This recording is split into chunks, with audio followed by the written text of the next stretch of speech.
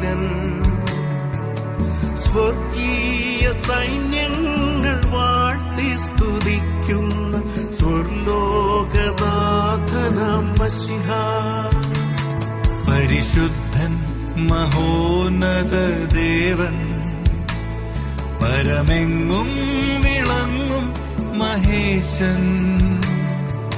സ്വർഗീയ സൈന്യങ്ങൾ വാഴ്ത്തി സ്തുതിക്കുന്ന സ്വർലോകനാഥനാം മശിഹാ.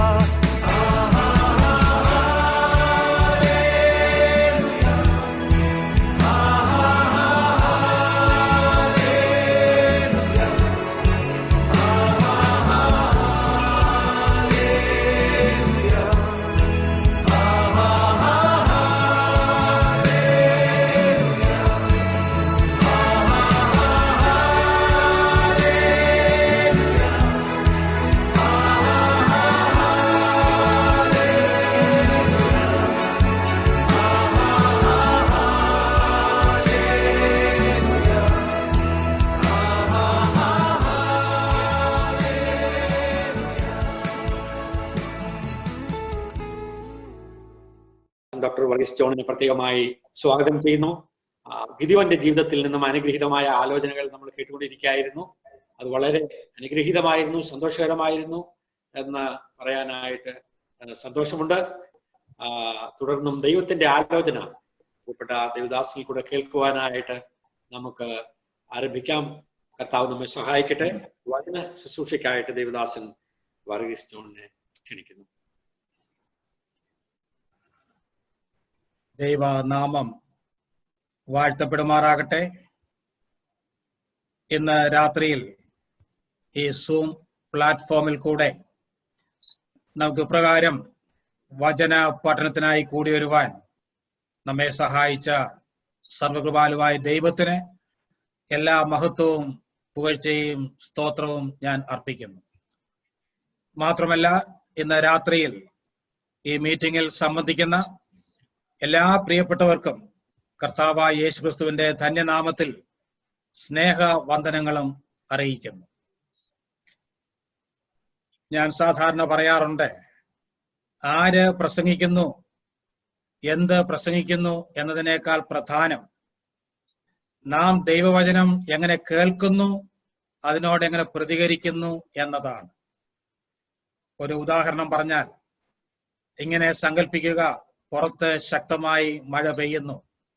ഇപ്പോൾ കേരളത്തിൽ തിരുവനന്തപുരത്ത് വിശേഷിച്ച് മഴയൊന്നുമില്ല, സങ്കല്പമാണ്. നല്ല മഴ പെയ്യുമ്പോൾ നാം 2 പാത്രങ്ങൾ പുറത്ത് വയ്ക്കുന്നു. ഒരു പാത്രം റൈറ്റ് സൈഡ് അപ്പ് ആയിട്ട് എന്ന് പറഞ്ഞാൽ അതിന്റെ വായ്ഭാഗം മുകളിലോട്ട്, മറ്റേ പാത്രം അപ്സൈഡ് ഡൗൺ എന്ന് പറഞ്ഞാൽ കമിഴ്ത്തി വയ്ക്കുന്നു. 1 മണിക്കൂർ കഴിഞ്ഞ് നാം ചെന്ന് ഈ പാത്രങ്ങൾ പരിശോധിച്ചാൽ എന്തായിരിക്കും നമുക്ക് കാണാൻ കഴിയുന്നത്? അതിൽ ഒരു പാത്രം നിറഞ്ഞ് കവിഞ്ഞ് ഒഴുകുന്നത് കാണാം, എന്നാൽ മറ്റേ പാത്രത്തിൽ ഒരു തുള്ളി വെള്ളം പോലും കാണുകയില്ല. എന്താണ് ഈ വ്യത്യാസത്തിനുള്ള കാരണം? അത് നമുക്ക് വ്യക്തമായിട്ട് അറിയാം. നാം എങ്ങനെ പാത്രം വയ്ക്കുന്നുവോ അതനുസരിച്ചാണ് പാത്രം നിറയുകയോ ഒഴിയുകയോ ചെയ്യുന്നത്. ഇന്ന് രാത്രിയിൽ ഞാൻ ഉപമിച്ച് ഇങ്ങനെ പറയട്ടെ, ദൈവവചന കേൾവിക്കായി കടന്നു വന്നിരിക്കുന്ന നമുക്ക് നമ്മുടെ ഹൃദയമാകുന്ന പാത്രം നാം എങ്ങനെ വെക്കുന്നു എന്നതിന്റെ അടിസ്ഥാനത്തിലാണ് വചന ശുശ്രൂഷ കൊണ്ട് പ്രയോജനം ലഭിക്കുകയോ ലഭിക്കാതിരിക്കുകയോ ചെയ്യുന്നത്. എന്നാൽ ഇന്ന് രാത്രിയിൽ ധാരാളം പേർ കടന്നു വന്നിട്ടുണ്ട്. ഏകദേശം 80ഓളം പാർട്ടിസിപ്പൻസിനെ ഞാൻ കാണുന്നു. എല്ലാവരും വചനം കേൾക്കുവാനുള്ള ശരിയായ താല്പര്യത്തോടെ, ഉത്സാഹത്തോടെ, പരിശുദ്ധാത്മാവിന്റെ സന്തോഷത്തോടെ വചനം കൈക്കൊള്ളുവാൻ വേണ്ടി കടന്നു വന്നവരാണ് എന്നെനിക്കറിയാം. അതുകൊണ്ട് ഇന്ന് രാത്രിയിലെ വചന ശുശ്രൂഷ നമുക്ക് എല്ലാവർക്കും ഒരുപോലെ പ്രയോജനപ്പെടും. ദൈവനാമ മഹത്വത്തിനായിട്ട് അത് തീരും എന്ന് ഞാൻ പ്രത്യാശിക്കുന്നു. ഈ ദിവസങ്ങളിൽ നാം പഠിച്ചുകൊണ്ടിരിക്കുന്ന വിഷയം ഗിദെയോന്റെ ജീവിതത്തിൽ നിന്നുള്ള ചില ആത്മീയ പാഠങ്ങളാണ്. Some spiritual lessons from the life of Gideon. കഴിഞ്ഞ വെള്ളിയാഴ്ച അത് ആരംഭിച്ചു. അന്ന് മഴയുടെയൊക്കെ പ്രയാസം ഇവിടെ ഉണ്ടായിരുന്നു, എങ്കിലും പലർക്കും അത് കേൾക്കുവാൻ ഇടയായി. ഇന്ന് ആ പഠനം തുടരുവാനാണ് ഞാൻ ആഗ്രഹിക്കുന്നത്.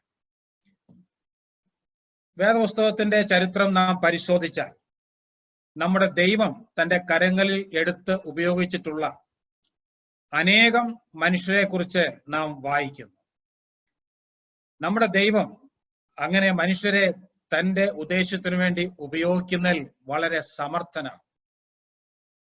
Our God is the smartest person in the whole universe എന്ന് പറയാൻ സാധിക്കും. He is smart enough to use ordinary people to do extraordinary things. സാധാരണ മനുഷ്യരെ ഉപയോഗിച്ച് അസാധാരണമായ കാര്യങ്ങൾ ചെയ്യുന്നതിൽ നമ്മുടെ ദൈവം വളരെ സമർത്ഥനാണ്. അതുപോലെ ചെറിയ മനുഷ്യരെ ഉപയോഗിച്ച് വൻ കാര്യങ്ങൾ ചെയ്യുന്നതിൽ, ബലഹീനരായ മനുഷ്യരെ ഉപയോഗിച്ച് ശക്തിമത്തായ കാര്യങ്ങൾ ചെയ്യുന്നതിൽ നമ്മുടെ ദൈവം സമർത്ഥനാണ്. അങ്ങനെ ദൈവം ഉപയോഗിച്ച അനേകം വ്യക്തികളുടെ ചരിത്രം വിശേഷാൽ പടിനിമിത്തിന്റെ പേജുകളിൽ നാം വായിക്കുന്നുണ്ട്. അങ്ങനെയുള്ള ഒരു വ്യക്തിയാണ് ഗിദെയോൻ എന്ന ന്യായാധിപൻ. ന്യായാധിപന്മാരുടെ പുസ്തകത്തിലാണ് ഗിദെയോന്റെ ചരിത്രം നാം വായിക്കുന്നത്. ഗിദെയോന്റെ ജീവചരിത്രത്തിന്റെ ഒരു പൂർണ്ണമായ പഠനം അല്ല 3 ദിവസങ്ങൾ കൊണ്ട് ഞാൻ ഉദ്ദേശിക്കുന്നത്. എന്നാൽ ന്യായാധിപന്മാരുടെ പുസ്തകം 6-7 അധ്യായങ്ങളിൽ നിന്ന് ഗിദെയോന്റെ ജീവിതത്തിലെ ചില പാഠങ്ങൾ പഠിക്കുവാനുള്ള ഒരു എളിയ ശ്രമമാണ് ഈ ദിവസങ്ങളിൽ നാം നടത്തിക്കൊണ്ടിരിക്കുന്നത്. കഴിഞ്ഞ ആഴ്ച 6-ാം അധ്യായത്തിലേക്ക് വരുന്നതിന് മുമ്പ് ന്യായാധിപന്മാരുടെ പുസ്തകത്തെക്കുറിച്ചും ആ കാലഘട്ടത്തെക്കുറിച്ചും പൊതുവായി പല കാര്യങ്ങൾ നാം ചിന്തിച്ചു. അതിനുശേഷം 6-ാം അധ്യായത്തിലേക്ക് പ്രവേശിച്ച് അതിന്റെ ആദ്യത്തെ 12 വാക്യങ്ങൾ നാം പൂർത്തീകരിച്ചു. കഴിഞ്ഞ ആഴ്ച അറ്റൻഡ് ചെയ്തവർ വളരെ ചുരുക്കം ചിലർ മാത്രമേ ഉള്ളൂ. അവർക്കത് ഓർമ്മ കാണും. ഭൂരിപക്ഷം പേരും കഴിഞ്ഞ ആഴ്ച ഇല്ലായിരുന്നു. അതുകൊണ്ട് കഴിഞ്ഞ ആഴ്ച ഇല്ലാതിരുന്നവരുടെ അറിവിന് വേണ്ടിയും കഴിഞ്ഞ ആഴ്ച ഉണ്ടായിരുന്നവരുടെ ഓർമ്മ പുതുക്കാൻ വേണ്ടിയും ചുരുക്കം ചില കാര്യങ്ങൾ വളരെ വേഗം പറഞ്ഞിട്ട് നമ്മുടെ ഇന്നത്തെ പഠന ഭാഗത്തേക്ക് നമുക്ക് കടന്നു വരാം.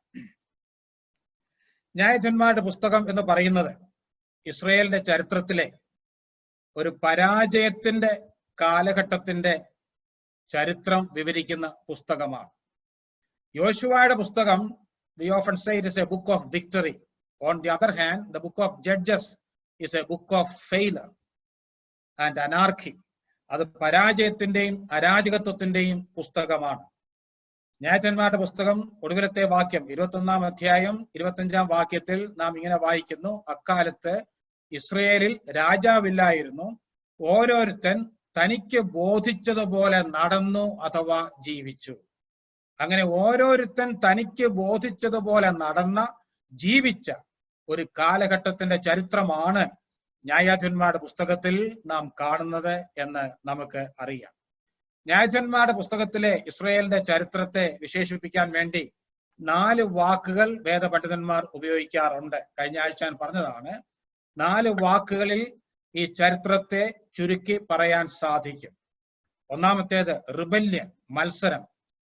രണ്ടാമത്തേത് റിട്രിബ്യൂഷൻ എന്ന് പറഞ്ഞാൽ ദൈവം കൊടുക്കുന്ന ശിക്ഷ. മൂന്നാമത്തേത് റിപ്പന്റൻസ്, 4 റെസ്റ്റോറേഷൻ. മത്സരം, ദൈവത്തിന്റെ ബാലശിക്ഷ, മാനസാന്തരം, യഥാസ്ഥാനം. ഇങ്ങനെ 4 വാക്കുകളിൽ ന്യായാധിപന്മാരുടെ പുസ്തകത്തിൽ കാണുന്ന ഇസ്രായേലിന്റെ ചരിത്രം ചുരുക്കി പറയാൻ സാധിക്കും. വിശേഷാൽ നാം ന്യായാധിപന്മാരുടെ പുസ്തകം 2-ാം അധ്യായത്തിൽ വരുമ്പോൾ 7-ാം വാക്യത്തിൽ നാം ഇങ്ങനെ വായിക്കുന്നു: യോശുവയുടെ കാലത്തൊക്കെയും, അതുപോലെ യോശുവയുടെ കാലത്തിന് ശേഷം ദീർഘനാൾ ജീവിച്ചിരുന്ന മൂപ്പന്മാരുടെ കാലത്തൊക്കെയും എന്ന് പറഞ്ഞാൽ ദൈവം ഇസ്രായേലിന് വേണ്ടി ചെയ്ത പ്രവൃത്തികളെ കണ്ട ആ മൂപ്പന്മാരുടെ കാലത്തൊക്കെയും ഇസ്രായേൽ മക്കൾ യഹോവയെ സേവിച്ചു. അപ്പോൾ യോശുവയുടെ കാലത്തും യോശുവയുടെ കാലത്ത് ജീവിച്ചിരുന്ന മൂപ്പന്മാരുടെ കാലത്തും അവർ യഹോവയെ സേവിച്ചു. എന്നാൽ അത് കഴിഞ്ഞപ്പോൾ വളരെ വേഗം അവർ അന്യ ദൈവങ്ങളിലേക്ക്, അന്യ ദേവന്മാരിലേക്ക്, അവരെ സേവിക്കുന്നതിലേക്ക് മാറ്റപ്പെട്ടു. അങ്ങനെ അവർ ദൈവത്തോട് മത്സരിച്ചു. അങ്ങനെ അവർ മത്സരിച്ചപ്പോൾ ദൈവം എന്താണ് ചെയ്തത്?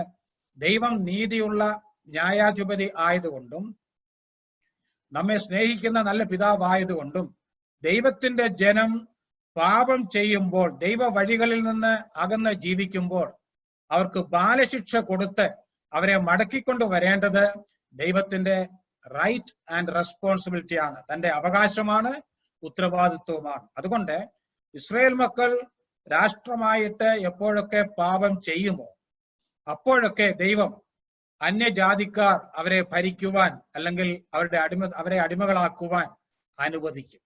അതാണ് റിട്രിബ്യൂഷൻ എന്ന് പറയുന്നത്. എന്നാൽ അങ്ങനെ അന്യജാതിക്കാരാൽ അന്യദേശക്കാരാൽ ഭരിക്കപ്പെടുമ്പോൾ, കഷ്ടത അനുഭവിക്കുമ്പോൾ അവർ സ്വാഭാവികമായി മാനസാന്തരപ്പെടും, ദൈവത്തിങ്കിലേക്ക് മടങ്ങി വരും. അങ്ങനെ മടങ്ങി വരുമ്പോഴൊക്കെയും ദൈവം കരുണയുള്ളവനായതുകൊണ്ട് വളരെ വേഗം അവരെ യഥാസ്ഥാനപ്പെടുത്തും. എന്നാൽ ഇതൊരു ചക്രം പോലെ, ഒരു സൈക്കിൾ പോലെ വീണ്ടും വീണ്ടും ഇസ്രായേലിന്റെ ചരിത്രത്തിൽ ആവർത്തിക്കുകയാണ്. ഇങ്ങനെ ഇസ്രായേൽ മക്കൾ മാനസാന്തരപ്പെടുമ്പോൾ, അല്ലെങ്കിൽ മാനസാന്തരപ്പെടുന്നതിന് തൊട്ട് മുമ്പ് അവരെ മാനസാന്തരത്തിലേക്ക് നയിക്കുവാൻ വേണ്ടി ദൈവം എഴുന്നേൽപ്പിക്കുന്ന രാഷ്ട്രീയ ആത്മീയ നേതാക്കന്മാരെയാണ് ന്യായാധിപന്മാർ എന്ന് ഈ പുസ്തകത്തിൽ വിളിച്ചിരിക്കുന്നത്. അങ്ങനെ ദൈവം എഴുന്നേൽപ്പിച്ച 13 ന്യായാധിപന്മാരുടെ ചരിത്രം ന്യായാധിപന്മാരുടെ പുസ്തകത്തിൽ നാം വായിക്കുന്നുണ്ട്. അതിൽ 5ാമത്തെ ന്യായാധിപനാണ് നമ്മുടെ കഥാപുരുഷൻ ഗിദെയോൻ എന്നുള്ളത് നാം ഓർത്തിരിക്കണം. ഗിദെയോന്റെ ചരിത്രം നാം പ്രധാനമായി കാണുന്നത് ന്യായാധിപന്മാരുടെ പുസ്തകം 6, 7, 8 അധ്യായങ്ങളിലാണ്. എന്നാൽ നമ്മുടെ പഠന ഭാഗം എന്ന് പറയുന്നത് 6, 7 അധ്യായങ്ങളാണ്. ആ വേദപുസ്തകം കയ്യിലുള്ളവർക്ക് ആ ഭാഗം ഒന്ന് ശ്രദ്ധിക്കാം. കഴിഞ്ഞ ആഴ്ച നാം 12 വാക്യങ്ങൾ ചിന്തിച്ചു എങ്കിലും വളരെ ചുരുക്കമായി അതൊന്ന് ആവർത്തിക്കുവാൻ ഞാൻ താല്പര്യപ്പെടുന്നു. 6-ാം അധ്യായം, അതെ, 1-ാം വാക്യത്തിൽ നാം എന്താണ് വായിക്കുന്നത്? കഴിഞ്ഞ ആഴ്ച വായിച്ച് സഹായിച്ച സഹോദരൻ ഉണ്ട് എന്ന് ഞാൻ ചിന്തിക്കുന്നു. 1-ാം വാക്യം ഒന്ന് വായിക്കാം. ഇസ്രായേൽ മക്കൾ പിന്നെയും യഹോവയ്ക്ക് അനിഷ്ടമായുള്ളത് ചെയ്തു. യഹോവ അവരെ 7 സംവത്സരം മിദ്യാന്റെ കയ്യിൽ ഏൽപ്പിച്ചു. ജഡ്ജസ് 6:1 ആണ് ഇപ്പോൾ വായിച്ചു കേട്ടത്. ഇസ്രായേൽ മക്കൾ പിന്നെയും, ആ വാക്ക് ശ്രദ്ധിക്കണം, പിന്നെയും യഹോവയ്ക്ക് അനിഷ്ടമായുള്ളത് ചെയ്തു, അല്ലെങ്കിൽ പാപം ചെയ്തു. ഈ പുസ്തകത്തിൽ 7 പ്രാവശ്യം ഈ പ്രയോഗം ആവർത്തിക്കുന്നുണ്ട്. പിന്നെയും എന്ന് പറഞ്ഞാൽ എന്റെ അർത്ഥം എന്താണ്? ഇതിനു മുമ്പ് പലപ്പോഴും അവർ പാപം ചെയ്തിട്ടുണ്ട്, ദൈവം അവരെ ശിക്ഷിച്ചിട്ടുണ്ട്, അവർ മാനസാന്തരപ്പെട്ടിട്ടുണ്ട്, മടങ്ങി വന്നിട്ടുണ്ട്. എന്നാൽ ഈ യഥാസ്ഥാനമൊന്നും ദീർഘനാൾ നീണ്ടു നിൽക്കയില്ല. അവർ പിന്നെയും പഴയ വഴികളിലേക്ക് പോകും. ഇത് ഇസ്രായേൽ മക്കളുടെ ഒരു പൊതു സ്വഭാവം ആയിരുന്നു. ഇസ്രായേൽ മക്കളെ മാത്രം നാം കുറ്റം പറയേണ്ട. വാസ്തവത്തിൽ പ്രിയപ്പെട്ടവരെ, മനുഷ്യർ എന്ന നിലയിൽ നമുക്കൊരു പാപ പ്രകൃതം ഉള്ളത് കൊണ്ട് വിശ്വാസികളായ നമ്മുടെ ജീവിതത്തിലും ഈ തെറ്റ് ആവർത്തിക്കാറില്ലേ? പിന്നെയും പിന്നെയും നാം പാപത്തിലേക്ക് വഴുതി വീഴാറില്ലേ? എന്തുകൊണ്ട്? നമുക്കെല്ലാം അടിസ്ഥാനപരമായി ഒരു സിൻഫുൾ നേച്ചർ ഉണ്ട്, ഒരു പാപ പ്രകൃതമുണ്ട്. അതിനെയാണ് ജഡം എന്ന് ബൈബിൾ വിളിക്കുന്നത്. ഞാൻ ഒരു സാങ്കല്പിക കഥ ഇങ്ങനെ കേട്ടിട്ടുണ്ട്. ഒരിക്കൽ ഇതൊരു തേളിന്റെയും ആമയുടെയും കഥയാണ്. ഒരു തേള് ഒരു നദിയുടെ തീരത്ത് നിൽക്കുകയാണ്. അതിനെ ഈ നദിയുടെ അക്കരയോട്ട് യാത്ര ചെയ്യണം കഥയാണ്. അപ്പോൾ ഒരു ആമ അതുവഴി വെള്ളത്തിൽ കൂടെ കടന്നു വരുന്നു. അപ്പോൾ തേൾ കൈ കാണിച്ച് ഈ ആമയെ നിർത്തി ഒരു ലിഫ്റ്റ് തരണം എന്ന് ആവശ്യപ്പെട്ടു. അപ്പോൾ ആമ പറഞ്ഞു, എനിക്ക് നിന്റെ സ്വഭാവം, നിന്റെ പ്രകൃതം, നിന്റെ നേച്ചർ നല്ലതുപോലെ അറിയാം. എന്താണ് തേളിന്റെ സ്വഭാവം? അതിന് 2 സ്റ്റിങ്ങേഴ്സ് ഉണ്ട് എന്ന് പറഞ്ഞാൽ അതിൽ കൂടെ മറ്റുള്ള ജീവികളെ കുത്തുവാനും അങ്ങനെ വിഷം മോഹിപ്പിക്കാനും ഒക്കെ കഴിയും. അതുകൊണ്ട് നിന്റെ പ്രകൃതം എനിക്കറിയാം, അതുകൊണ്ട് നിനക്ക് ലിഫ്റ്റ് തരാൻ സാധ്യമല്ല. അപ്പോൾ ഈ ബുദ്ധിമാനായ തേൾ ഇങ്ങനെ പറഞ്ഞു, എന്റെ സുഹൃത്തെ, താങ്കൾ എനിക്കൊരു ഉപകാരം ചെയ്യുകയാണ്. ഞാൻ താങ്കളുടെ പുറത്ത് കയറിയിരുന്ന് യാത്ര ചെയ്യുകയാണ്. ആ സമയത്ത് ഞാൻ താങ്കളെ കുത്തും എന്ന് താങ്കൾ ചിന്തിക്കുന്നുണ്ടോ? എന്താണ് അതിന്റെ പിന്നിലെ ലോജിക്ക്? അതിന്റെ പിന്നിൽ ഒരു ലോജിക്ക് ഇല്ലല്ലോ എന്ന് പറഞ്ഞു. മാത്രമല്ല, താങ്കളെ ഞാൻ കുത്തിക്കഴിഞ്ഞാൽ താങ്കൾ ശരീരം തളർന്ന് മരിച്ച് വെള്ളത്തിൽ മുങ്ങിപ്പോകും, ഞാനും മുങ്ങിപ്പോകും. അതുകൊണ്ട് അതിന്റെ പിന്നിൽ ഒരു ലോജിക്കില്ല. പാവം ആമ ഇദ്ദേഹത്തിന്റെ വാക്കുകൾ വിശ്വസിച്ച് ഈ തേളിനൊരു ലിഫ്റ്റ് കൊടുത്തു. നദിയിൽ കൂടെ പോകുകയാണ്. തേള് ആമയുടെ പുറത്ത് കയറി സഞ്ചരിക്കുകയാണ്. ഏതാണ്ട് മധ്യഭാഗത്ത് ചെന്നപ്പോൾ തേളിന് വലിയൊരു ടെംപ്റ്റേഷൻ. തനിക്ക് ഈ ആമയെ ഒന്ന് കുത്താതിരിക്കാൻ യാതൊരു നിർവാഹവുമില്ല. എന്നാൽ കുത്തിയാൽ അപകടമാണെന്ന് അറിയാം. കുറെ സമയമൊക്കെ ഇത് പിടിച്ചു നിന്നു. അത് കഴിഞ്ഞപ്പോൾ ആമയെ കുത്താൻ നോക്കിയാൽ നമുക്കറിയാം, പുറം തോട് കട്ടിയുള്ളതാണ്. ഈ കഴുത്തിന്റെ ഭാഗം മാത്രമാണ് അല്പം അത് മാംസളമായിട്ടുള്ളത് അല്ലെങ്കിൽ മൃദുവായിട്ടുള്ളത്. അവിടെ തന്നെ ഈ തേളെ കുത്തി. ആമയ്ക്ക് മനസ്സിലായി. അപ്പോൾ ആമ പറഞ്ഞു, എന്റെ സുഹൃത്തെ, എന്തിനാണ് നീ ഇങ്ങനെ ചെയ്തത്? ഇത് തന്നെയല്ലേ ഞാൻ ആദ്യം പറഞ്ഞത്? ഏതായാലും എന്റെ കൈകാലുകളൊക്കെ തളരുന്നു, അധികം താമസിയാതെ ഞാൻ വെള്ളത്തിൽ മുങ്ങിപ്പോകും. അപ്പോൾ ഈ തേള് അതിൽ കൂടുതൽ ദുഃഖത്തോടെ, വളരെ ദുഃഖത്തോടെ ഇങ്ങനെ പറഞ്ഞു, എന്റെ സുഹൃത്തെ, താങ്കൾ പറഞ്ഞത് ശരിയാണ്, ഞാൻ ചെയ്തത് തെറ്റാണെന്ന് എനിക്കറിയാം. ഇതിന്റെ പിന്നിൽ അപ്പോൾ ആമ ചോദിച്ചു, ഈ താങ്കൾ പറഞ്ഞല്ലോ എന്നെ കുത്തുന്നതിൽ ഒരു ലോജിക്കില്ല എന്ന്, എന്താണ് ഇതിന്റെ ലോജിക്ക്? അപ്പോൾ തേൾ ഇങ്ങനെ പറഞ്ഞു, ഇതിന്റെ പിന്നിൽ ഒരു ലോജിക്കുമില്ല, ഇറ്റ് ഈസ് മൈ നേച്ചർ. ഇതിന്റെ പിന്നിൽ ലോജിക്കൊന്നുമില്ല, ഇതെന്റെ പ്രകൃതമാണ്. അങ്ങനെ ആമയും അതുപോലെ തേളും വെള്ളത്തിൽ മുങ്ങിയെന്നാണ് പറയുന്നത്. ഞാൻ പറഞ്ഞു വരുന്നതിന്റെ താല്പര്യം, മനുഷ്യർക്ക് എല്ലാവർക്കും ഇങ്ങനെ ഒരു സിൻഫുൾ നേച്ചർ ഉണ്ട്. ഇസ്രായേൽ മക്കളുടെ ജീവിതത്തിൽ ഇത് വീണ്ടും വീണ്ടും കാണാൻ സാധിക്കും.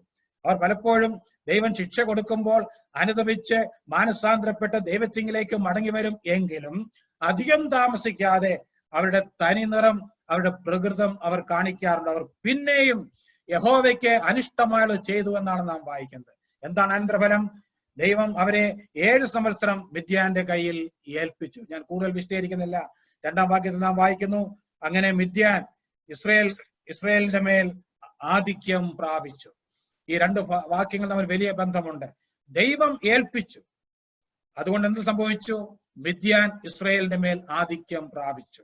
കഴിഞ്ഞ ആഴ്ച ഞാൻ പറഞ്ഞതാണ്, ദൈവം ദൈവത്തിന്റെ ജനത്തെ ഏൽപ്പിച്ചു കൊടുക്കാതെ ദൈവജനത്തിന്റെ ശത്രുക്കൾക്ക് ഒരിക്കലും ദൈവജനത്തിന്റെ മേൽ ആധിക്യം പ്രാപിക്കാൻ സാധ്യമല്ല. ഇവിടെയും അതാണ് നാം കാണുന്നത്. ഇതിനുള്ള വാക്യങ്ങളൊക്കെ ഞാൻ വിട്ട് 6-ാം വാക്യത്തിലേക്ക് വരട്ടെ. അങ്ങനെ മിദ്യാൻ അവരുടെ വിള നശിപ്പിച്ചവരെ പട്ടിണി കിട്ടു എന്നൊക്കെ നാം 4-ാം വാക്യത്തിൽ വായിക്കുന്നു. 6-ാം വാക്യത്തിൽ നാം ഇങ്ങനെ വായിക്കുന്നു, ഇങ്ങനെ മിദ്യാനിരാൽ ഇസ്രായേൽ ഏറ്റവും ക്ഷയിച്ചു. മിദ്യാനിരാൽ ഇസ്രായേൽ ഏറ്റവും ക്ഷയിച്ചു. This is the ultimate consequence of their sin. അവരുടെ പാപത്തിന്റെ ആത്യന്തിക അനന്തരഫലമാണ്. അവർ ഏറ്റവും ക്ഷയിച്ചു. ഇവിടെ പറയുന്നത് ഭൗമികമായ ക്ഷയമാണ് പ്രധാനമായി. എന്നാൽ ഒരു ആത്മീക പ്രമാണം എന്ന നിലയിൽ ഞാൻ പറയട്ടെ, പാപത്തിന്റെ ആത്യന്തിക ഫലം എന്ന് പറയുന്നത് ആത്മീകമായ ക്ഷയമാണ്. അത് അന്നും ഇന്നും ശരിയാണ്. ക്ഷയം മാത്രമേ, അല്ലെങ്കിൽ അധോഗതി മാത്രമേ പാപം വരുത്തി വെക്കുകയുള്ളൂ. 106-ാം സങ്കീർത്തനം 43-ാം വാക്യം ഒന്ന് കുറിക്കുക. അവിടെ നാം ഇങ്ങനെ വായിക്കുന്നുണ്ട്, ഇസ്രായേൽ മക്കളുടെ ചരിത്രം പറയുമ്പോൾ സങ്കീർത്തനക്കാരൻ പറയുന്നു, ദൈവം അവരെ പലപ്പോഴും ശത്രുക്കളുടെ കയ്യിൽ നിന്ന് വിടുവിച്ചു, എങ്കിലും അവരുടെ ആലോചനയാൽ അവർ ദൈവത്തോട് മത്സരിച്ചു. അവരുടെ അകൃത്യം നിമിത്തം അവർ അധോഗതി പ്രാപിച്ചു. ശ്രദ്ധിക്കുക, അവരുടെ അകൃത്യം നിമിത്തം അവർ അധോഗതി പ്രാപിച്ചു. അകൃത്യം ഒരിക്കലും പുരോഗതി കൊണ്ടുവരികയില്ല. അകൃത്യം എപ്പോഴും അധോഗതി മാത്രമേ ഇസ്രായേൽ മക്കളുടെ ജീവിതത്തിലും നമ്മുടെ ജീവിതത്തിലും കൊണ്ടുവരികയുള്ളൂ എന്ന് നാം മറന്നു പോകരുത്. എന്നാൽ 6-ാം വാക്യത്തിന്റെ 2-ാം ഭാഗം വളരെ മനോഹരമാണ്. ജഡ്ജസ് 6:6, ന്യായാധിപന്മാരുടെ പുസ്തകം 6-ാം അധ്യായം 6-ാം വാക്യത്തിന്റെ 2-ാം ഭാഗത്ത് നാം വായിക്കുന്നു, ഇസ്രായേൽ മക്കൾ യഹോവയോട് നിലവിളിച്ചു. ഇസ്രായേൽ മക്കളുടെ ജീവിതത്തിൽ എന്തെല്ലാം കുറവുകൾ ഉണ്ടെങ്കിലും ഒരു നല്ല കാര്യം ഇതാണ്, എപ്പോഴൊക്കെ അവർ ക്ഷയിക്കുമോ, അവർ ശത്രുക്കളാൽ ആക്രമിക്കപ്പെട്ട് അവർ കഷ്ടത അനുഭവിക്കുമോ, ആ കഷ്ടകാലത്ത് അവർ ബാലിന്റെയും അശേരയുടെയും മറ്റ് അന്യദേവന്മാരുടെയും പിന്നാലെ പോകാറില്ല.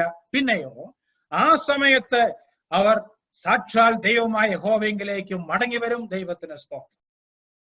അത് അവരുടെ ഒരു നല്ല കാര്യമാണ്. പിൽക്കാലത്ത് ദാവീദ് എഴുതി, കഷ്ടകാലത്ത് എന്നെ വിളിച്ചപേക്ഷിക്ക, ഞാൻ നിന്നെ വിടുവിക്കുകയും നീ എന്നെ മഹത്വപ്പെടുത്തുകയും ചെയ്യും. ആ ഒരു പ്രമാണം ഏതു കാലത്തും ഇസ്രായേൽ പാലിച്ചിരുന്നു. ശരി, ദൈവത്തിന്റെ പ്രതികരണം 7-ാം വാക്യം ഒന്ന് വായിക്കാം. 7-ാം വാക്യം, ഇസ്രായേൽ മക്കൾ മിദ്യാനരുടെ നിമിത്തം യഹോവയോട് നിലവിളിച്ചപ്പോൾ യഹോവ ഒരു പ്രവാചകനെ ഇസ്രായേൽ മക്കളുടെ അടുക്കൽ അയച്ചു. ശ്രദ്ധിക്കുക, അവർ യഹോവയോട് നിലവിളിച്ചു. എന്നാൽ ഓർക്കണം, 7 വർഷങ്ങൾ ഈ മിദ്യാന്യരാൽ പീഡ അനുഭവിച്ചിട്ടാണ് അവർ യഹോവയോട് നിലവിളിക്കുന്നത്. അവർക്ക് നേരത്തെ വേണമെങ്കിൽ യഹോവയോട് നിലവിളിക്കാമായിരുന്നു, അവർ ചെയ്തില്ല. എന്നാൽ അവർ നിലവിളിക്കാൻ അല്പം താമസിച്ചു. എങ്കിലും അവർ നിലവിളിച്ച ഉടൻ തന്നെ നമ്മുടെ ദൈവം ആ നിലവിളി കേട്ടു. ഉടനെ ആ നിലവിളിക്ക് ഉത്തരമായി ഒരു പ്രവാചകനെ അവരുടെ മധ്യത്തിലേക്ക് അയച്ചു. നമ്മെ വളരെ സന്തോഷിപ്പിക്കുന്ന ഒരു സത്യമാണ് ഇത്. നമ്മുടെ ദൈവം എത്രയോ കരുണയുള്ള ദൈവമാണ്. യഹോവ കൃപയും കരുണയും ഉള്ളവൻ, അവൻ ദീർഘക്ഷമയും മഹാദയും ഉള്ളവൻ എന്നൊക്കെ നാം വായിക്കുന്നുണ്ട്. നമ്മുടെ ദൈവം കരുണയുള്ളവനാണ്. അവൻ നമ്മുടെ പാപങ്ങൾ കൊത്തവണ്ണം നമ്മോട് ചെയ്യുന്നില്ല, നമ്മുടെ അകൃത്യങ്ങൾ കൊത്തവണ്ണം നമ്മോട് പകരം ചെയ്യുന്നതുമില്ല എന്നൊക്കെ നാം വായിക്കുന്നു. പ്രിയപ്പെട്ടവരെ, ഇവിടെ ഇസ്രായേൽ മക്കൾ ദൈവത്തോട് നിലവിളിക്കുന്നതിൽ, മാനസാന്തരപ്പെടുന്നതിൽ താമസം വരുത്തി എങ്കിലും ദൈവം അതൊന്നും ഓർമ്മ വയ്ക്കാതെ അവർ നിലവിളിച്ച ഉടൻ തന്നെ ഒരു പ്രവാചകനെ അവരുടെ മധ്യത്തിലേക്ക് അയക്കുകയാണ്. പിന്നെ തുടർന്നുള്ള വാക്യങ്ങൾ പ്രവാചകൻ വന്ന് നടത്തുന്ന പ്രസംഗമാണ് നാം വായിക്കുന്നത്. അതിന്റെ 10-ാം വാക്യത്തിലേക്ക് വരുമ്പോൾ പ്രവാചകൻ പറഞ്ഞതിന്റെ രത്ന ചുരുക്കം അതിന്റെ 10-ാം വാക്യത്തിൽ നാം വായിക്കുന്നു. 10-ാം വാക്യം വായിക്കാം. യഹോവയായി ഞാൻ നിങ്ങളുടെ ദൈവമാകുന്നു എന്നും നിങ്ങൾ പാർക്കുന്ന ദേശത്തുള്ള അമോര്യരുടെ ദേവന്മാരെ ഭജിക്കരുത് എന്നും ഞാൻ നിങ്ങളോട് കൽപ്പിച്ചു. നിങ്ങളോ എന്റെ വാക്ക് കേട്ടില്ല.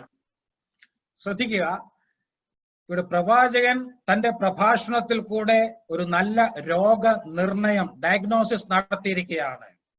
എന്താണ് ഇസ്രായേൽ മക്കൾ അനുഭവിക്കുന്ന ഈ അധോഗതിക്ക് കാരണം? വളരെ വ്യക്തമായി പ്രവാചകനിൽ കൂടെ ദൈവം പറയുന്നു, നിങ്ങളോ എന്റെ വാക്ക് കേട്ട് അനുസരിച്ചില്ല. അന്യദേവന്മാരെ സേവിക്കരുത്, അനുസരിക്കരുതെന്ന് 10 കൽപ്പനകൾ കൊടുത്തപ്പോൾ അതിന്റെ 1-2 കൽപ്പനകൾ കൂടെ ദൈവം വളരെ വ്യക്തമായി മോശ മുഖാന്തരം അവരോട് കൽപ്പിച്ചതാണ്. അത് ഇസ്രായേൽ മക്കൾക്ക് വ്യക്തമായിട്ട് അറിയാം. എന്നാൽ അത് ലംഘിച്ച് കനാന്യ ദേവന്മാരെ, അമോര്യരുടെ ദേവന്മാരെ സേവിക്കാൻ പോയി. അതുകൊണ്ടാണ് നിങ്ങൾ ഇപ്പോൾ ഇങ്ങനെ കഷ്ടപ്പെടുന്നത് എന്ന് പ്രവാചകൻ പറഞ്ഞു. ശരി, ഇതാണ് രോഗനിർണയം എങ്കിൽ എന്താണ് ഇതിനുള്ള പരിഹാരം? സാമാന്യ ബുദ്ധിയുള്ള ആർക്കും അതിന്റെ പരിഹാരം അറിയാം. അനുസരണക്കേട് മുഖാന്തരമാണ് ഇന്നവർ കഷ്ടത അനുഭവിക്കുന്നത് എങ്കിൽ അതിന്റെ പരിഹാരം അനുസരണം മാത്രമാണ്. അനുസരണം മാത്രമാണ്. അനുസരിക്കാതെ പ്രശ്നങ്ങൾ വരുമ്പോൾ ഉപവസിച്ചത് കൊണ്ടോ പ്രാർത്ഥിച്ചത് കൊണ്ടോ പ്രയോജനവുമില്ല. അവർ അനുസരിക്കണം. പക്ഷെ ദുഃഖകരമെന്ന് പറയട്ടെ, പ്രവാചകന്റെ വാക്കുകൾ കേട്ടിട്ട് അവർ ആരും ശരിയായ നിലയിൽ പ്രതികരിക്കുന്നില്ല. ഒരു നിശബ്ദതയാണ് പ്രതികരണം. അപ്പോൾ ദൈവം എന്ത് ചെയ്തു? ദൈവം അവർ ഉപേക്ഷിച്ച് കളഞ്ഞല്ല. അടുത്ത വാക്യത്തിൽ നാം വായിക്കുന്നു, ദൈവം പ്രവാചകനെ പിൻവലിച്ചു, എന്നിട്ട് ദൈവം താൻ തന്നെ അവിടെ ഇറങ്ങി വരികയാണ്. 11-ാം വാക്യം.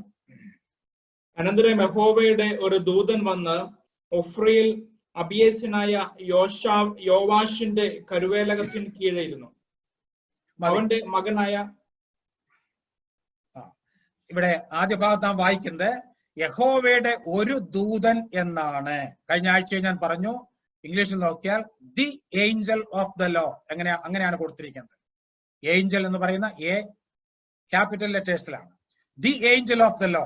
ഇത് കേവലം ഒരു ദൂതൻ അല്ല, പിന്നെയോ ഇത് യഹോവയുടെ തന്നെ പ്രത്യക്ഷതയാണ്. എങ്ങനെ അറിയാം? 14-ാം വാക്യത്തിൽ ഈ ദൂതനെ കുറിച്ച് നാം വായിക്കുന്നു, അപ്പോൾ യഹോവ അവനെ നോക്കി. പിന്നെ താഴോട്ടുള്ള വാക്യങ്ങളിലൊക്കെ ദൂതൻ എന്നുള്ളതിനേക്കാൾ ഉപരിയായിട്ട് യഹോവ യഹോവ എന്ന് നാം വായിക്കുന്നു. അപ്പോൾ എന്താണ് നമുക്ക് മനസ്സിലാക്കാൻ കഴിയുന്നത്? പഴയ നിയമകാലത്ത് പലപ്പോഴും ദൈവം തന്നെ മനുഷ്യരൂപത്തിൽ മനുഷ്യർക്ക് പ്രത്യക്ഷനായിട്ടുണ്ട്. The angel of the Lord എന്ന പേരിൽ ആദ്യ പ്രത്യക്ഷത നാം കാണുന്നത് ഉൽപ്പത്തി 16:7 ഹാഗറിന് പ്രത്യക്ഷനാകുന്നു. അതിനുശേഷം പലർക്കും പ്രത്യക്ഷനായിട്ടുണ്ട്.